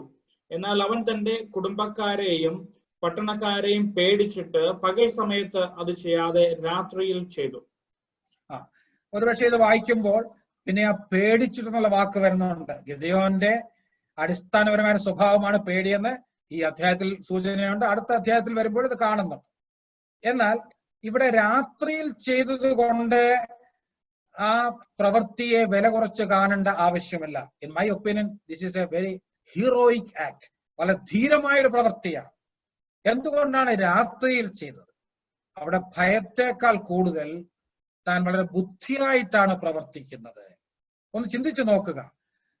ഇവിടെ പറയുന്ന ആളുകൾ, ഈ ബാലിനെ സേവിക്കുന്ന ആളുകളൊക്കെ ഇസ്രായേൽ മക്കൾ തന്നെയാണ്. അവർ പിന്മാറിപ്പോയി ബാലിനെ സേവിക്കുന്നെന്ന് മാത്രമേ ഉള്ളൂ. പകൽ ഗിദെയോൻ ഈ ബാലിന്റെ ബലിപീഠം ഇടിക്കാൻ ശ്രമിച്ചു എന്ന് ചിന്തിക്കുക. അങ്ങനെയായാൽ എന്ത് സംഭവിക്കും? അവരെല്ലാം കാണും, അവർ അത് തടയും, ഒരിക്കലും ഇത് ഇടിക്കാൻ സാധ്യമല്ല. അതുകൊണ്ടാണ് രാത്രിയിൽ ഇത് ഇടിക്കാൻ വേണ്ടി തീരുമാനിച്ചത്. ഒരു സംഘർഷം ഒഴിവാക്കാൻ വേണ്ടി വളരെ ബുദ്ധിയായിട്ട്, വളരെ നയത്തിലാണ് താനത് ചെയ്യുന്നത്. ഒരു ധീരമായ കാര്യം മാത്രമല്ല, ഒരു ബലിപീഠമൊക്കെ ഇടിച്ച് അശേര പ്രതിഷ്ഠയെ വെട്ടി ഒരു പുതിയ യാഗപീഠം പണിയണമെങ്കിൽ ഗിദെയോന് തന്നെ അത് സാധ്യമല്ല. അതുകൊണ്ട് തന്റെ വേലക്കാരിൽ 10 പേരെ ഉപയോഗിച്ച് അത് ചെയ്യുകയാണ്. ഏതായാലും വളരെ ധീരമായ ഒരു കാര്യം ഇവിടെ ഗിദെയോൻ ചെയ്തു. ഇനി 28, 29 ഞാൻ വായിപ്പിക്കുന്നില്ല, ചുരുക്കം ഞാൻ പറയാം. പിറ്റേ ദിവസം ജനം ഉണർന്നപ്പോൾ അവർ കണ്ടു, അവർ 3 കാര്യങ്ങൾ ശ്രദ്ധിച്ചു. ബാലിന്റെ ബലിപീഠം ഇടിച്ചു കളഞ്ഞു, അശേര പ്രതിഷ്ഠയെ വെട്ടിക്കളഞ്ഞു, മാത്രമല്ല ഒരു പുതിയ യാഗപീഠം പണിത് ഒരു കാളയെ യാഗം അർപ്പിച്ചിരിക്കുന്നു. ഈ 3 കാര്യങ്ങൾ അവർ ശ്രദ്ധിച്ചതായിട്ട് നാം വായിക്കുന്നു. അവർ അന്വേഷിച്ചു ഇതാരാണ് ചെയ്തത്. അന്വേഷിച്ചപ്പോൾ അവർക്ക് മനസ്സിലായി ഇത് ഗിദെയോനാണ് ചെയ്തത്. 30-ാം വാക്യത്തിൽ നാം വായിക്കുന്നത്, പട്ടണക്കാർ യോവാശിനോട്, ഗിദെയോന്റെ പിതാവിന്റെ പേരാണ് യോവാശ്, നിന്റെ മകനെ പുറത്തു കൊണ്ടുവരിക, അവൻ മരിക്കണം, അവൻ ബാലിന്റെ ബലിപീഠം ഇടിച്ച് അതിന് അരികത്തുണ്ടായിരുന്ന അശേര പ്രതിഷ്ഠയെ വെട്ടിക്കളഞ്ഞിരിക്കുന്നു എന്ന് പറഞ്ഞു. ഗിദെയോനെ കൊല്ലാൻ വേണ്ടി അവർ കൂടി വന്നിരിക്കുകയാണ്. വാസ്തവത്തിൽ ദൈവത്തിന്റെ പ്രമാണം അനുസരിച്ച് ഗിദെയോൻ അല്ല കൊല്ലപ്പെടേണ്ടത്. പുറപ്പാട് പുസ്തകം 22:20 കുറിക്കുക, അന്യദേവന്മാരെ സേവിക്കുന്നവരെ കൊല്ലണം, ഉന്മൂലമാക്കണമെന്ന് യഹോവയെ മോശയിൽ കൂടെ കൽപ്പിച്ചിട്ടുണ്ട്. വാസ്തവത്തിൽ ഈ ജനമാണ് മരിക്കേണ്ടത്. എന്നാൽ അവർ ഇവിടെ ഗിദെയോനെ, യഹോവയ്ക്ക് ഒരു യാഗപീഠം പണിത ഗിദെയോനെ കൊല്ലാൻ ശ്രമിക്കുകയാണ്. എനിക്ക് ഏറ്റവും രസകരമായി തോന്നിയിട്ടുള്ളത് യോവാശിന്റെ മറുപടിയാണ്. 31, 32 വാക്യങ്ങൾ വായിക്കുമ്പോൾ 31-ാം വാക്യത്തിൽ യോവാശ് ഒരു നല്ല മറുപടി പറയുന്നു. യോവാശ് തന്റെ ചുറ്റും നിൽക്കുന്ന എല്ലാവരോടും പറഞ്ഞത്, ബാലിന് വേണ്ടി നിങ്ങളോ വ്യവഹരിക്കുന്നത്, നിങ്ങളോ അവനെ രക്ഷിക്കുന്നത്? അവന് വേണ്ടി വ്യവഹരിക്കുന്നവൻ ഇന്ന് രാവിലെ തന്നെ മരിക്കണം. അവനൊരു ദൈവമെങ്കിൽ തന്റെ ബലിപീഠം ഒരുത്തൻ ഇടിച്ചു കളഞ്ഞത് കൊണ്ട് താൻ തന്നെ തന്റെ കാര്യം വ്യവഹരിക്കട്ടെ എന്ന് പറഞ്ഞു. വളരെ നല്ല ഒരു മറുപടി. ഗിദെയോന്റെ പിതാവിന് എനിക്ക് വലിയ ബഹുമാനമാണ്. വളരെ ബുദ്ധിയോടുകൂടെയാണ് ഇവിടെ യോവാശ് ഉത്തരം പറയുന്നത്. 90-കളിൽ കേരളത്തിൽ ഭരിച്ചിരുന്ന ഒരു മുഖ്യമന്ത്രി ഉണ്ടായിരുന്നു, E.K. നായനാർ. പഴയ തലമുറയ്ക്ക് അറിയാം E.K. നായനാർ. അക്കാലത്ത് കേരളത്തിലെ പല ക്ഷേത്രങ്ങളിൽ നിന്നും തുടർച്ചയായി വിഗ്രഹ മോഷണം നടക്കുന്നു എന്നൊരു റിപ്പോർട്ട് പത്രങ്ങളിലൊക്കെ വന്നു. അടുത്തടുത്ത ദിവസങ്ങളിൽ പല പ്രസിദ്ധമായ ക്ഷേത്രങ്ങളിൽ നിന്ന് വിഗ്രഹങ്ങൾ ആരോ മോഷ്ടിച്ചുകൊണ്ട് പോകുന്നു. ഇത് പേപ്പറിൽ വലിയ വാർത്ത വന്നു. ഇവിടുത്തെ ഹൈന്ദവ സംഘടനകളും പ്രതിപക്ഷവും ഒക്കെ അത് വലിയ പ്രശ്നമായി അവതരിപ്പിച്ചു. എല്ലാ ക്ഷേത്രങ്ങൾക്കും പോലീസ് സംരക്ഷണം കൊടുക്കണമെന്നൊക്കെ അവർ ആവശ്യപ്പെട്ടു. അന്ന് ഈ നായനാർ ഒരു രസികൻ കൂടെയാണ്. അദ്ദേഹം ഒരു ചോദ്യം ചോദിച്ചു പത്രസമ്മേളനത്തിൽ, ഭഗവാൻ എന്തിനാണ് പാറാവ് എന്ന് പറഞ്ഞാൽ ഒരു ഭഗവാൻ എന്തിനാണ് സെക്യൂരിറ്റി? അതിന്റെ പേരിൽ താൻ വലിയ വിമർശനമൊക്കെ കേട്ടെങ്കിലും താൻ ചോദിച്ച ഒരു അർത്ഥത്തിൽ ശരിയാണ്. ഇവിടെ യോവാശ് ഏതാണ്ട് അതിന് തുല്യമായ ഒരു ചോദ്യമാണ് ചോദിക്കുന്നത്. ബാൽ ദൈവമാണെങ്കിൽ അവന് വേണ്ടി വ്യവഹരിക്കട്ടെ, നിങ്ങളാണോ ബാലിന് വേണ്ടി വ്യവഹരിക്കുന്നത്? തീർന്നില്ല. 32-ാം വാക്യത്തിൽ നാം വായിക്കുന്നു, ബാലിന്റെ ബലിപീഠം ഇടിച്ചു കളഞ്ഞതിനാൽ ബാൽ ഇവന്റെ നേരെ വ്യവഹരിക്കട്ടെ എന്ന് പറഞ്ഞ് അന്ന് ഗിദെയോൻ ഒരു പുതിയ പേര് കിട്ടി, ജെറുബാൽ അല്ലെങ്കിൽ യെരൂബാൽ. വേഴ്സ് 32 എന്ന് പറഞ്ഞാൽ ബാലിനോട് പോരാടുന്നവൻ, ബാലിന്റെ എതിർ കക്ഷിയായി പ്രവർത്തിക്കുന്നവൻ. അങ്ങനെ ഒരു നിക്നെയിമും കിട്ടി. പ്രിയപ്പെട്ടവരെ, ഞാൻ അടുത്ത പാരഗ്രാഫിൽ ചിന്തിക്കണമെന്ന് വിചാരിച്ച സമയം അനുവദിക്കുന്നത് ഞാനിവിടെ നിർത്തുകയാണ്. എന്ന് വെച്ചാൽ അടുത്ത ആഴ്ച നമുക്ക് കൂടുതൽ സമയം കിട്ടുമെന്ന് പ്രതീക്ഷിക്കുന്നു. ഞാൻ ഇവിടെ നിർത്തുമ്പോൾ ഗിദെയോന്റെ ചരിത്രം എന്ന് പറയുന്നത് നമുക്കറിയാം, വളരെ ബലഹീനനായ സാധുവായ ഒരു കർഷകനെ, ഒരു സാധാരണ മനുഷ്യനെ, നമ്മുടെ സമസ്വഭാവമുള്ള ഒരു മനുഷ്യനെ ദൈവം തന്റെ കരങ്ങളിൽ എടുത്ത് തന്റെ പരിശുദ്ധാത്മാവിനാൽ നിറച്ച് അത്ഭുതകരമായി ഉപയോഗിച്ച ചരിത്രമാണ് ഗിദെയോന്റെ ചരിത്രം. പുതിയമത്തിൽ എബ്രായർ 11 വിശ്വാസ വീരന്മാരുടെ പട്ടിക അവതരിപ്പിക്കുമ്പോൾ 11:32 ഗിദെയോന്റെ പേരും എബ്രായ ലേഖനകാരൻ പരാമർശിക്കുന്നുണ്ട്. ദൈവത്തിന് സ്തോത്രം. ഒരു സാധാരണ മനുഷ്യൻ, തന്നെ തന്നെ ദൈവത്തിന്റെ കരങ്ങളിൽ സമർപ്പിച്ചപ്പോൾ ദൈവം ആ വ്യക്തിയെ എങ്ങനെ തന്റെ കരങ്ങളിൽ എടുത്ത് അത്ഭുതകരമായി ഉപയോഗിച്ചു എന്നുള്ള ചരിത്രമാണ് ന്യായാധിപന്മാർ പുസ്തകം 6, 7, 8 അധ്യായങ്ങൾ നാം കാണുന്നത്. എന്താണ് നമുക്കിതിൽ നിന്ന് പഠിക്കുവാനുള്ളത്? നാമും ഗിദെയോനേക്കാൾ ഒട്ടും ശ്രേഷ്ഠതയുള്ളവരല്ല. നാമും പലപ്പോഴും ഭീരുക്കളാണ്, അല്പവിശ്വാസികളാണ്, സംശയാലുക്കളാണ്. എന്നാൽ അതെന്തു തന്നെയാണെങ്കിലും നാം നമ്മെ തന്നെ നമ്മുടെ എല്ലാ ബലഹീനതയോടും പോരായ്മയോടും സംശയത്തോടും അവിശ്വാസത്തോടും കർത്താവിന്റെ കരങ്ങളിൽ സമർപ്പിക്കുമെങ്കിൽ അവൻ നമ്മെ കരങ്ങളിലെടുത്ത് ശുദ്ധീകരിച്ച് ശക്തീകരിച്ച് അവന്റെ നാമത്തിന്റെ മഹത്വത്തിന് വേണ്ടി ഉപയോഗിക്കുമെന്ന വലിയൊരു പാഠമാണ് ഗിദെയോൻ എന്ന സാധാരണ മനുഷ്യന്റെ ചരിത്രത്തിൽ നിന്ന് നമുക്ക് പഠിക്കുവാനുള്ളത്.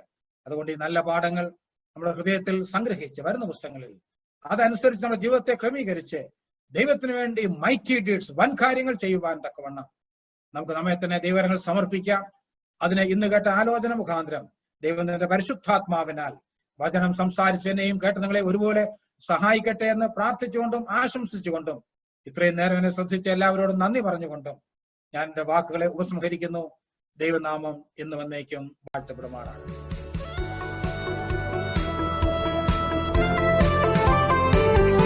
അവനത്ഭുതമന്ത്രിയാം ദൈവം, നിത്യതാതനാം വീരനാം ദൈവം, ഉന്നത ദേവൻ, നീതിയിൻ സൂര്യൻ, രാജാതിരാജനാം മശിഹാ. അവനത്ഭുതമന്ത്രിയാം ദൈവം, നിത്യതാതനാം വീരനാം ദൈവം, ഉന്നത ദേവൻ, നീതിയിൻ സൂര്യൻ, രാജാതിരാജനാം മശിഹാ.